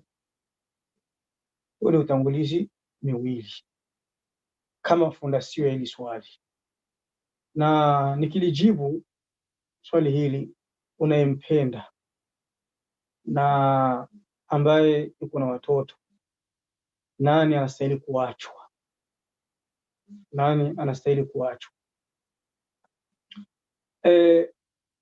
Bila shaka utatizama ni wapi ambapo kuna madhara makubwa, manufaa madogo, na wapi kuna manufaa makubwa, madhara madogo. Tanguliza lile la manufaa makubwa, madhara madogo, tanguliza, na hilo linatokana na wewe na hao wake zako wawili. Kivipi? Hivi, kuna wakati huyu ambaye unayempenda bado angaliki mpya, lakini atazaa. Angaliki mpya lakini atazaa, na yeye akiisha atazaa. Na kuna wakati huyu ambaye unampenda ngumba hazaagi. Sasa ni mwanaume ndio atizame kwanza, ili la kwanza ni mfano. Ikiwa kwamba atazaa, basi hukumu ina hukumu kwamba bakia na huyu unayempenda, na yule ambaye ni mama watoto umpendi, unaweza kumuacha, msitupili tu watoto. Kwani kwa sababu si yale atazaa tena watoto unayempenda. Na ukiishi na unampenda kuzilea watoto, usijue maisha yanaboreka. Lakini ukiendelea unabakia na huyu mwenye haumpendi, yuko na watoto, huenda huyu ambaye uko unampenda ataenda kuolewa na mtu mwingine, wazetu utoto wao tuzuri, uanze nafsi yako ianze kuhadithia, ya Allah, mke wangu ningemvumiliaga, ningebakia naye. Uanze kwenda sasa kumtongoza tena mke wa watu. Bala hizi ziko kwa leo, kwenda kumtongoza mke wa watu. Mwanaume tu anaona mke wake kila siku anaenda kuchati kandoni, anajificha, yani simu iko na kodi, haitolewi kodi. Mke wangu, mbona utoki kodi yako ya simu yako? Akiwa yuko chooni anakuoga, amesahau simu kuilock, akisikia inapiga atatoka chooni na masabuni. Hizi ni balaa ziko kwenye ndoa nyingi. Yani mke hawezi kumuonyesha mume wake simu yake, mume hawezi kumuonyesha mke wake simu yake, kwa majanga yanayopatikana kwenye simu. Wake za watu wanakuwa napigana mistari wako kwenye ndoa zao. Ni balaa, wallahu almusta'an wa alayhi tukla. Kwa hiyo akili ina hukumu kwamba kama huyu mke wake anayempenda anaweza kumvumilia akabakia na huyu akamwacha yule, anza kumzalia mtoto wake uzuri, ndo maisha ya ndoa yataendelea kwa sababu mmependana. Na ikiwa huyu mwanamke wake ambaye anampenda ni ngumba, hazagi,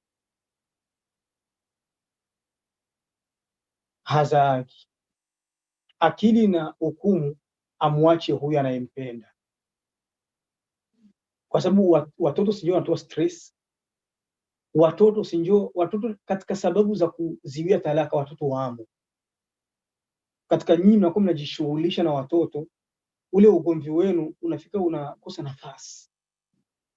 Watoto ni jambo muhimu sana kwenye maisha ya ndoa.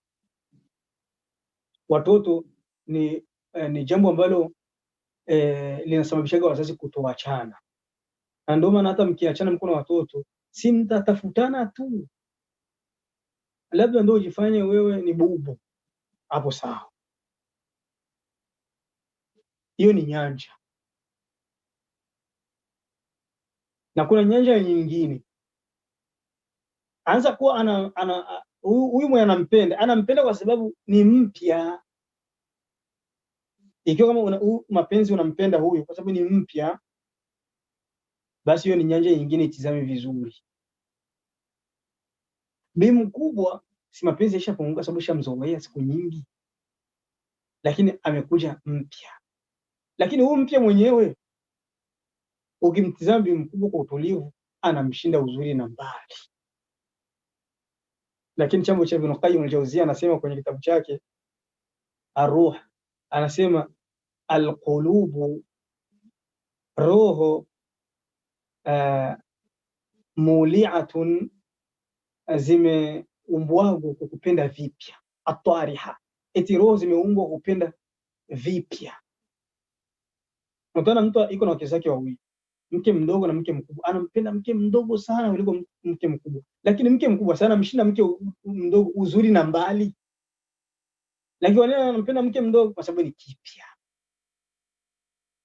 Sasa siwezi kukushauri umwache ule bi mkubwa ambaye kuna watoto, au mwache yule mwanamke kuna watoto. Sikushauri hiyo, kwa sababu hichi na chenyewe utakapokizoea, mapenzi yatarudi kwa ule bi mkubwa, mapenzi yatarudi kule kule. Kwa hiyo mwache huyu bi mdogo. Haya mapenzi ni ya haraka, yani ni mapenzi ya wingi, ya mafuta ya nje ya chupa. Lakini ikiwa bi mdogo kweli amekuja na sifa zake zimekamilika, au huyo hajazaa iko na sifa zake zimekamilika, basi utabakia naye huyo, umwashe kizemba chachoka na kupumzika kidogo nyumbani. Lakini hapa mimi sihamasishi kumwacha, yani ndio maana nimeleta utangulizi wangu miwili. Mwanaume kama huyu anastahili kuvumilia, na Allah wallahi atamruzuku. Allah anasema kwenye Qur'ani, kwenye suratu An-Nur aya 31, insha Allah, wa ankihu al-ayama minkum was-salihina min ibadikum wa imaikum in yakunu fuqara yughnihimullah. Wakiwa ni maskini, ukiwa kwenye ndoa yako kwa maskini, Allah atakutajirisha shekhi.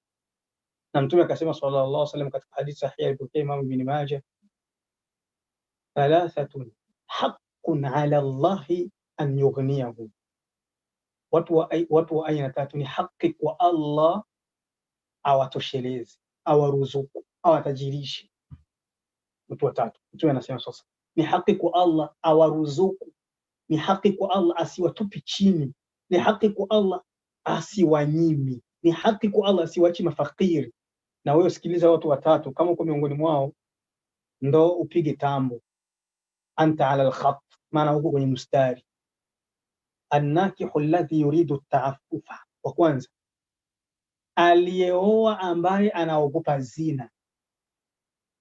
Huna uwezo wa kuoa, lakini unakaa mimi sikuoa sintazini, acha nioe, nitawakkal ala Allah, natawakkal ala Allah, namtegemea Mungu, namtegemea Allah, ukaoa. Basi Mtume anakwambia, Allah anasema hivi, ni haki wewe hato kunyima, utakula. Sana wewe ambao uko na wake zako wawili ukafilisika, Allah anakuahidi ni kufilisika tu kwa muda, vumilia, Allah atakupa. Na mimi wallahi niko na walimu zangu, mashekhe zangu wamenihadisia stori zao za kuoa, walikuwa kwenye hali duni, hali mbaya kweli, lakini kuwa kwao Allah akawaruzuku akafungulia milango. Na ndugu yetu tunamshauri awavumilie wake zake wawili, Allah atamfungulia milango ya kheri. Na mtu wa pili almujahid, alienda kupigana vita njia ya Allah, aenda kupigana kwenye sabilullah, Allah atamsaidia. Kama umeenda kupigana vita, huna uwezo, huna kipandwa, Allah atakusaidia. Au umeacha familia yako. Na mtu wa tatu ni mtu ambaye mtumwa anataka aachwe uhuru. Na leo tunaweza kutumia mfano, mtu ameenda kula deni, unahitaji deni, kuna hela fulani unahitaji za muhimu, ukaenda kula deni, lakini kwenye nia yako, mimi nitamlipa tu mtu deni lake, basi hata kama ukizikosa Allah atakusaidia, atazikupa, utazipata. Sasa nitakuwa nimejibu swali inshallah.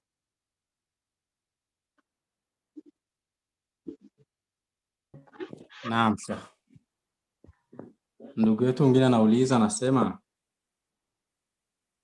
je, ni ipi hukumu ya eta civile, ndoa ya serikalini, na wakati nchini kwetu Burundi inaelekea kwenye kuwa ni lazima?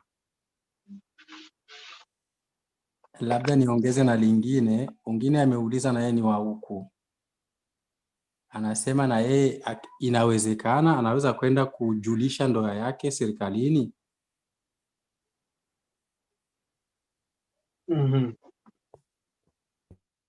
Kwa kweli eta civile ni haramu.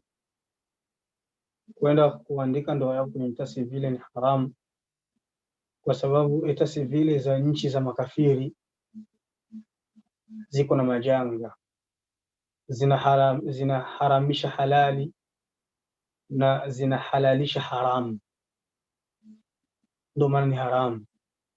Unakutana wanakuhalalishia vitu ambavyo sio halali eta civile, na wanakuharamishia vitu ambavyo ni halali. Kwa mke wa pili wanakukatalia, mali yako ni ya wewe na mke wako na watoto wako, mama yako baba yako hawaingii. Wewe ni taghut. Allah kwenye suratu Al-Maida, huenda ni aya ya 49 au ya 50, anasema afa hukma aljahiliyati yabghun waman ahsanu min Allahi hukman liqaumin yuqinun. Watu wanatafuta hukumu za ujingani za taghut, yani hukumu zisizokuwa hukumu za Allah. Nani ana hukumu nzuri kuliko hukumu ya Allah? afa hukma aljahiliyati yabghun waman ahsanu min Allahi hukman liqaumin yuqinun. Nani ana hukumu nzuri? Nani ambaye kahukumu kapangilia vitu vizuri kuliko Allah? Lakini hilo ni kwa watu wenye kuelewa, ndio wanalijua hilo. Na kwenye suratu An-Nisa aya 60 Allah akasema alam tara ila alladhina yaz'umuna annahum amanu bima unzila ilayka wama unzila min qablik yuriduna an yatahakamu ila at-taghut qad umiru an yakfuru bihi wa yuridu shaytanu an yudhillahum dalalan ba'ida. Unaona wale wanadai kwamba wameamini Qur'an, waliamini yale yaliyoshushwa kabla, hao ndio wanaenda kuhukumiana kwenye taghut, kupeleka ndoa zao kwenye civil, eta civil, kwenye komine, na wameshaamrishwa kukufuru hiyo komine. Eta civil wameamrishwa kuikufuru na kuipinga eta civil.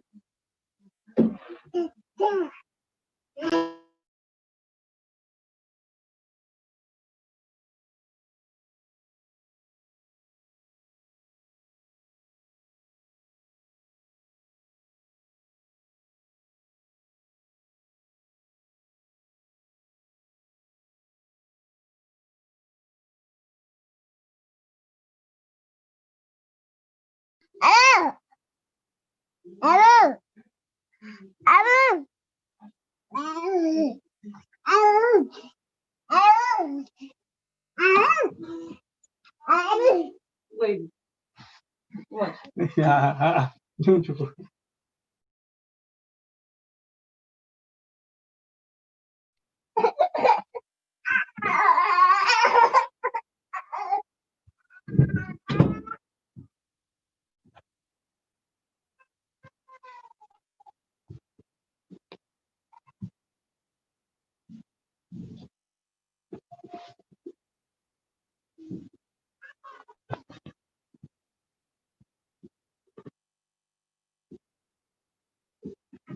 Samahani kidogo jamani.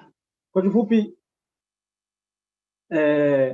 hii aya Allah tabaraka wa taala anatuonyesha kwamba tumeamrishwa kukufuru kwenda huku kwenye tawhid. Kwa hiyo haijuzu kwenda kwenye tawhid, haijuzu kupeleka ndoa yetu kule, haijuzu si kwenda kuhukumiana kule na makafiri, haijuzu yote.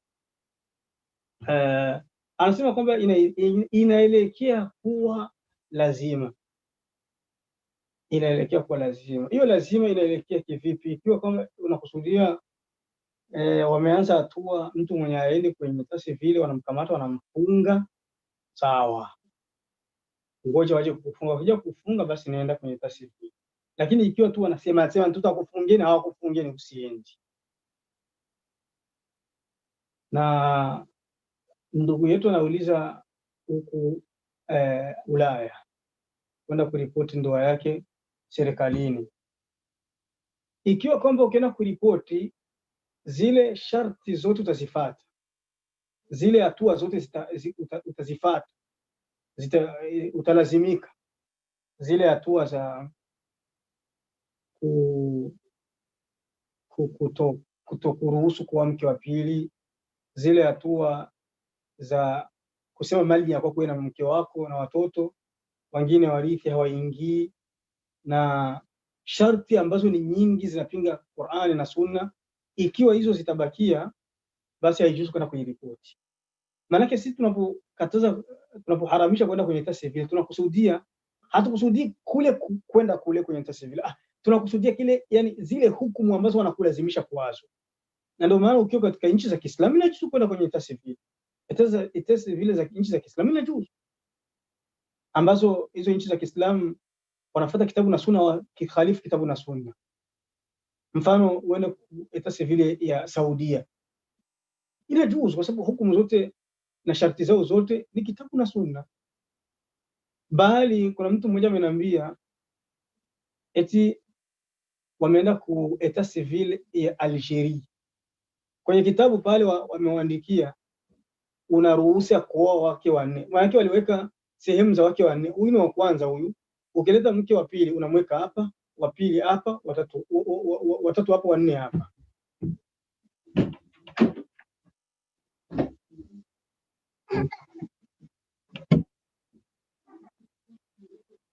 Kwa hiyo nadhani nitakuwa nimejibu swali inshallah. Naam, barakallahu fika ya Sheikh. Kuna ndugu yetu hapa aliuliza swali, nafikiri ashakuuliza ili kwenye darasa la Australia. Anasema ikiwa mtu upo hai, unasema nikifa mimi wanitoe viungo vyangu ili kuwapa watu watakao kuwa ni wahitaji. Je, hukumu yake iko vipi? Kwa kweli hilo ni lile swali ambalo tumekuwa tumeliahidi tutalijibu, lakini ni mfano sahau. Huyo aliyeuliza kama atakuwa ni yeye anafanya vizuri, amenikumbusha. Kama atakuwa ni mwingine, Allah mjaze khair. Basi naomba hilo swali ndio liwe la kwanza kwenye darasa litakalokuja mbele la Tanbihul Ghafil. Hilo ndio liwe ni darasa la kwanza ya Tanbihul Ghafil, tulianzie hilo insha Allah. Basi nadhani ungeleta swali la mwisho kwa sababu wakati umeenda, leo ni siku nzito. Tutakuwa tunafanya maswali wakati wake mrefu. Hiyo ni siku ya Ijumaa, kwa sababu inakuwa kuamkia watu wanakuwa waendi kazini, waendi masomoni. Ndio tutakuwa tunaacha mlango wa maswali mengi hicho kipindi, na maswali ambayo tuko nayo madeni mengi tutajitahidi kuyatimiza na kuyalipa Ijumaa inshallah. Uliza swali la mwisho inshallah.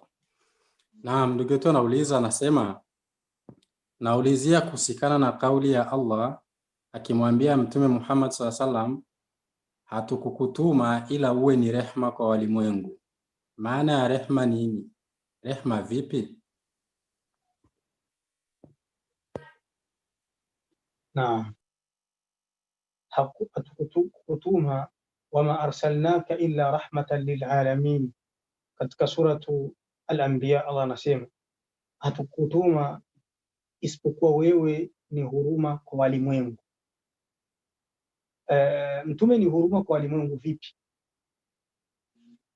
Na huyu huruma wa Mtume sallallahu alaihi wasallam, tunaona kuna baadhi ya watu waliuweka pahala pasipokuwa pahala pake, wakachukua hii aya wakachanga na aya nyingine katika suratu Yunus pale penye Allah aliposema kul bifadlillahi wa birahmatihi fabidhalika falyafrahu, sema kwa fadhila za Allah na huruma wake furahini.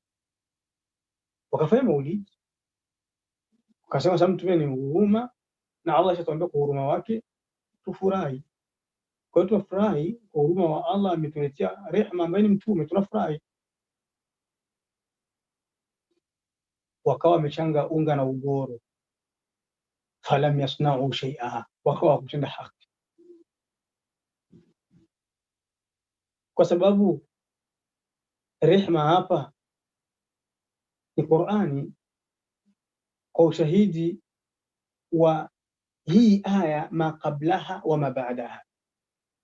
Kwa hii aya ukitizama nyuma yake, zilizokuja nyuma yake, hii aya zilizokuja kabla yake na zilizokuja baada yake, zinasapoti kwamba huruma hapa ni Qur'ani. Baada hii aya Allah anasema wama takunu fi sha'nin wama tatlu minhu min Qur'an. Hii aya imekuja baada hii aya kwa aya mbili au aya moja, aya mbili takriban au tatu, na kabla yake kul ya ayuha an-nas qad ja'atkum maw'idha. Hizo ni aya zinaonyesha kwamba huruma hapa ambayo tufurahie ni Qur'ani. Haya, sasa tusherekee Qur'ani kuwa nayo, kuwa sisi na Qur'an tusherekee. Hii ni ndio ile tunasema taharifu, ile tumesema kwenye darasa, at-tahrif, kupindisha, kupiga chenga kwenye Qur'ani. Na ndio maana wana tafsiri wengi sana wamekariri kwamba hapa huruma hapa Allah amekusudia ni Qur'ani, isipokuwa alionukulu al-Imam Suyuti peke yake kwamba Ibn Abbas amesema ni Mtume sallallahu alaihi wasallam ndio huruma hapa. Kwanza Imam Suyuti yeye mwenyewe ni mtu wa maulidi, ni msufi, Allah mrehemu. Kisha alikuwa katika kunukulu hayuko vizuri, ana tabia kusahihisha hadithi dhaifu nyingi zinazowafiki itikadi yake, Allah msamehe. Kwa hiyo huruma wa Mtume sallallahu alaihi wasallam kwetu sisi ni pale ambapo Allah tabaraka taala alimtuma. Alipomtuma watu wengi wakaongoka kupitia kwake, na kwa kweli ni huruma, na watu ambao waliongoka na wakamfuata Mtume sallallahu alaihi wasallam wanastahili kumshukuru Allah, wanastahili kumshukuru Allah sana. Na watu wenye wanafurahia eti Mtume ni huruma, kwa hiyo tusherekee uzalio wake, walikuwa wanastahili kusherekea kutumwa kwake, kwa sababu huruma wa Mtume sallallahu alaihi wasallam umethibiti pale, umekamilika pale ambapo walipotumwa. Ile da'wa aliyoifanya watu wakaongoka kwayo, ndio huruma umeanzia hapo, au ndio huruma umethibiti hapo, au ndio umekamilika hapo. Ama kuzaliwa alikuwa janza da'wa ili wapeponi wajulikane na wamotoni wajulikane. Kwa hiyo vipi Mtume ni huruma kwetu walimwengu na pako makafiri na Waislamu? Kwa Waislamu imeeleweka ni huruma kwa sababu wakimfuata tutaingia peponi, alhamdulillah. Lakini kwa makafiri wakumfuata imekuwa ni huruma vipi? Jibu mbili. ambazo zinanijia kichwani haraka haraka sasa. Jibu ya kwanza, ni huruma kwao, kwa sababu Mtume sallallahu alaihi wasallam aliutoa ulimwengu kwenye giza, kwanza la kimazingira, acha kwanza la kidini, wakafaidika hata wasiokuwa Waislamu kwenye mafunzo ya Mtume Muhammad sallallahu alaihi wasallam, kafaidika mengi katika Qur'ani. Wamechukua faida nyingi, wakavumbua baadhi ya vitu vingi katika ulimwengu, vikawanufaisha na vikawanufaisha wasiokuwa Waislamu na ambao ni Waislamu. Kwa hiyo Qur'ani ile ambayo ameshushiwa Mtume sallallahu alaihi wasallam ilisaidia ulimwengu kwenye matatizo mengi na vikwazo vingi ambavyo kabla yake vilikuwa havijatatuliwa. Kwa hiyo ni huruma, na wao walipata huruma.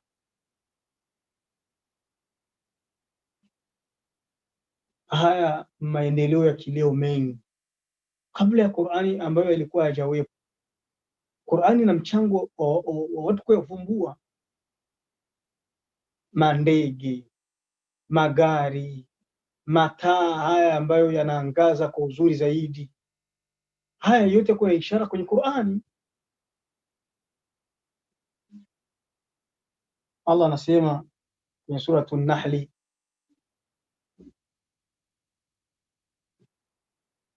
eti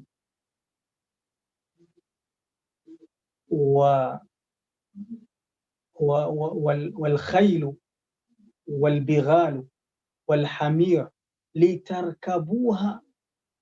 Allah ameumba ngamia, akaumba punda ili mpande na iwe ni mapambo yenu. Kisha akasema na ataumba ambavyo amvijui.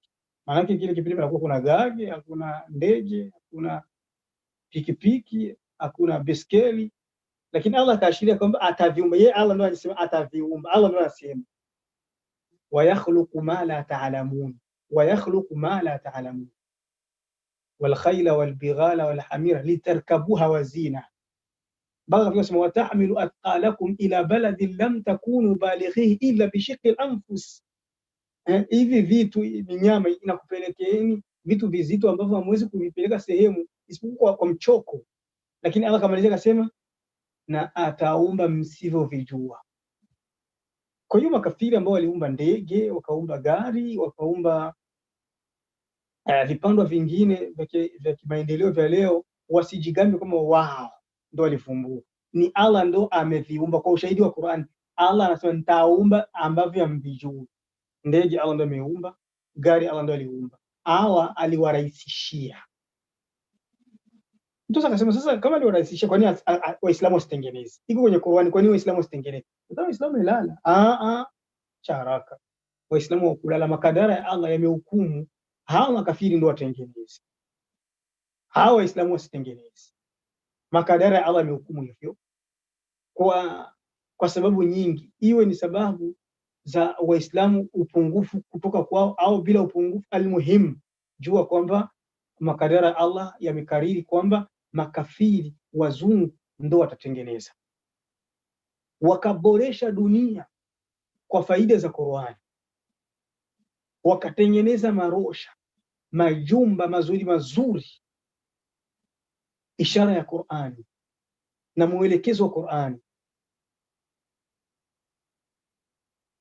Ni rehema. Sasa Mtume sallallahu alaihi wasallam kuja kwake na kutoa Qur'ani kwa ni rehema kwao.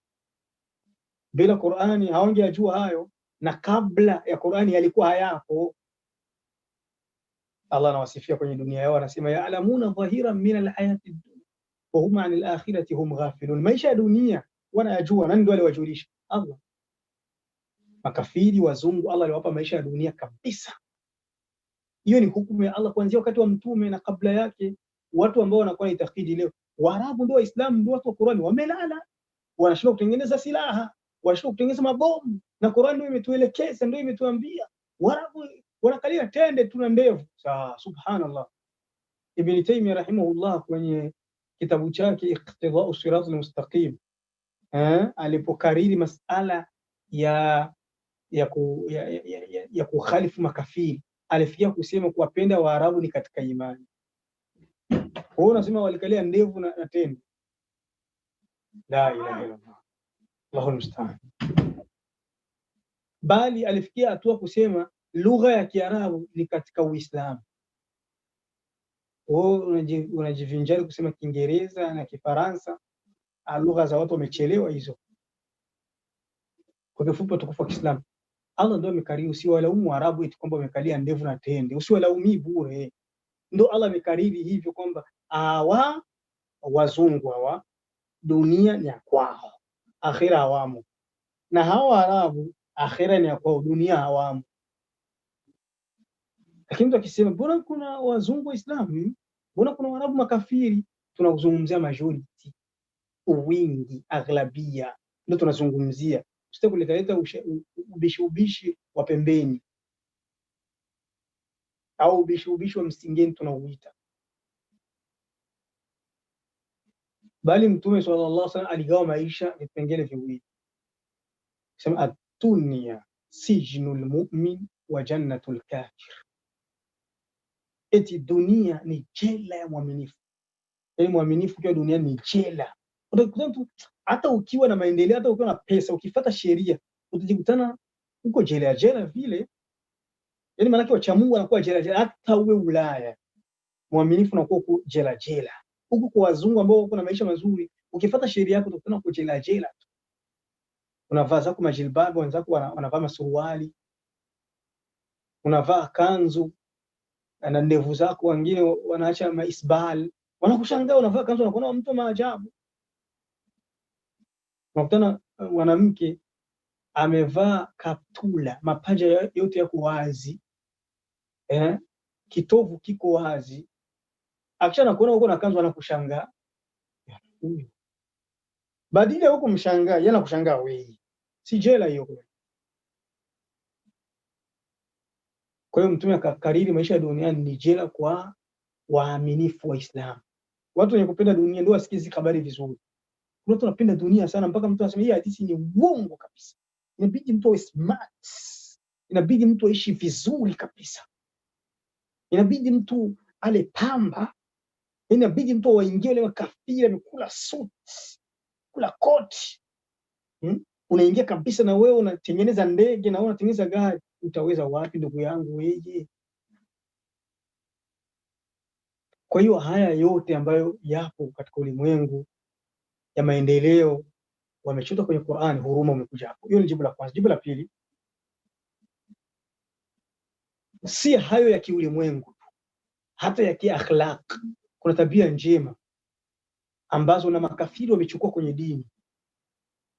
Dini imesapoti ikazikazia, makafiri wakazifurahia, wakazitopik, wakazipeleka kwenye maisha yao. Mfano ukweli, katika watu wanasifika kwa ukweli kwa leo kwa uwingi. Wazungu wamo ni wakweli katika mambo yao, watu wanaishi nao wanajua hilo. Wanasifika kwa kutimiza amana, wanasifika kwa kutimiza ahadi kwa uwingi wao haraka. Wanasifika katika hizo sifa, na ndio maana hata Allah aliwaongozea dunia yao. Haya wamefaidika kupitia kwa Mtume Muhammad sallallahu alaihi wasallam, na ndio maana wameandika vitabu. Kuna mmoja katika wana wa falsafa aliandika kitabu chake, mzungu nadhani wa Marekani, aliandika udhamau 100. Aliandika yani watu wazito 100, watu ambao walifanyaga maajabu 100, au watu mufakirini wenye kujifikiria 100, yani watu wa falsafa 100, kwa taabiri yake, kwa kisa alivyofahamu yeye, watu wa filosofi 100. Akamweka wa kwanza ni Mtume Muhammad sallallahu alaihi wasallam. Akaleta sababu za kumweka Mtume sallallahu alaihi wasallam. Miongoni mwa hizo sababu akaandika akhlaq, tabia za Mtume sallallahu alaihi wasallam. Hiyo yote ni kuonyesha kwamba walimjua Mtume na wakafaidika kwenye taaluma zake nyingi tu. Taaluma zake nyingi wakafaidika, mafunzo yake mengi wakafaidika. Na wallahi, ukiwa na tabia njema, hata kama una dini, Allah anakuongozea dunia yako. ichukue hili neno, ni muhimu. Ukiwa na tabia njema, hata kama huna dini, Allah anakuongozea dunia yako, na hili lina ushahidi tu mwingi. Sasa ukiwa na tabia njema ukaongeza dini, nuru na alama. Na ndio maana kuna baadhi ya watu wametanguliza tabia njema mbele ya dini. Wanasema pakija mtu hana dini, Muislamu hana dini lakini ana tabia njema, na Muislamu mwingine yuko na dini lakini hana tabia, huyu Muislamu ambaye hana dini yuko na tabia anamtangulia huyu mwenye dini hana tabia, na kwenye mizani ya Allah tabaraka taala huyu anamtangulia huyu. Unaona, wana hadithi katika hilo, ni sahihi. Tutoe mfano ili tuwe wazi zaidi. Panakuja watu wawili kumchumbia binti yao, mmoja ana ndevu masha Allah, kanzu ameikata masha Allah, swala 5 anazikomua vizuri masha Allah, masha Allah, anasikia mawaiza na huenda hata kwa ni shehe anatoa mawaiza. Lakini mwingine akaja ameparua ndevu, anaburuta nguo, lakini sana imo hizo ndo dosari zake, lakini sifa zake huyu ni mkweli, anaheshima, anatimiza amana, na sifa zingine. Huyu mwingine wa ndevu ni muongo, ana adabu, hana amana, hata akili inamtanguliza huyu mwingine. Kwa sababu huyu mwenye amana sasa kuolea binti yako, ataikaa naye, atazaa naye, wataishi, watazikana. Lakini huyu wa dini hana amana, atamtwaliki mtoto wako, atakuja atatupa na watoto wake hapa, atakutupilia wewe, unaishi aje? Akufanyia khiana. Kwa hiyo wamechukua tabia njema za mtume hawa jamaa, wewe ni huruma kwao, wakafaulu. Na nchi zozote ambazo zinachukua tabia njema, uadilifu, zimefaulu. Hizo ni jibu mbili. Jibu la tatu linakuja tena, pia ni huruma kwa hawa watu kwa njia nyingine ya mbali kidogo. Ibn Uthaymeen rahimahullah kaitaja sehemu tutaifikia kwenye makadara. Njia gani? Njia hii, Waislamu kuwaona kwao makafiri itawasababisha washikilie imani, ikawa ni huruma na kwa makafiri. Kivipi? Unajua, ukizoea kuishi kwenye neema fulani unakuaga unaidharau. Tazama watu ambao walipitia ukafiri wakaslimu, wanaonaga faida za Uislamu sana na wanaoshikilia Uislamu kweli. Lakini tazama watu wenye wamezaliwa kwenye Uislamu, wanaona ni kitu cha kawaida, wanatupilia, hawafanyi ibada, Waislamu jina.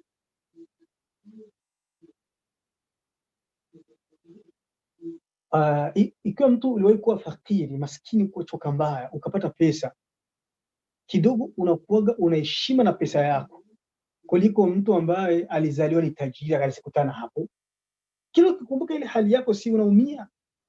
Bali Allah tabaraka taala alifaradhisha saumu ya Ramadhani ili na matajiri wasikie, wahisi yale ambayo wanahisi masikini. Kumbe ndio kisi maskini anakuaga hivi, kumbe ndio mafakiri anakuaga hivi. Anafika anaona faida ya utajiri wake, anakuwa na imani.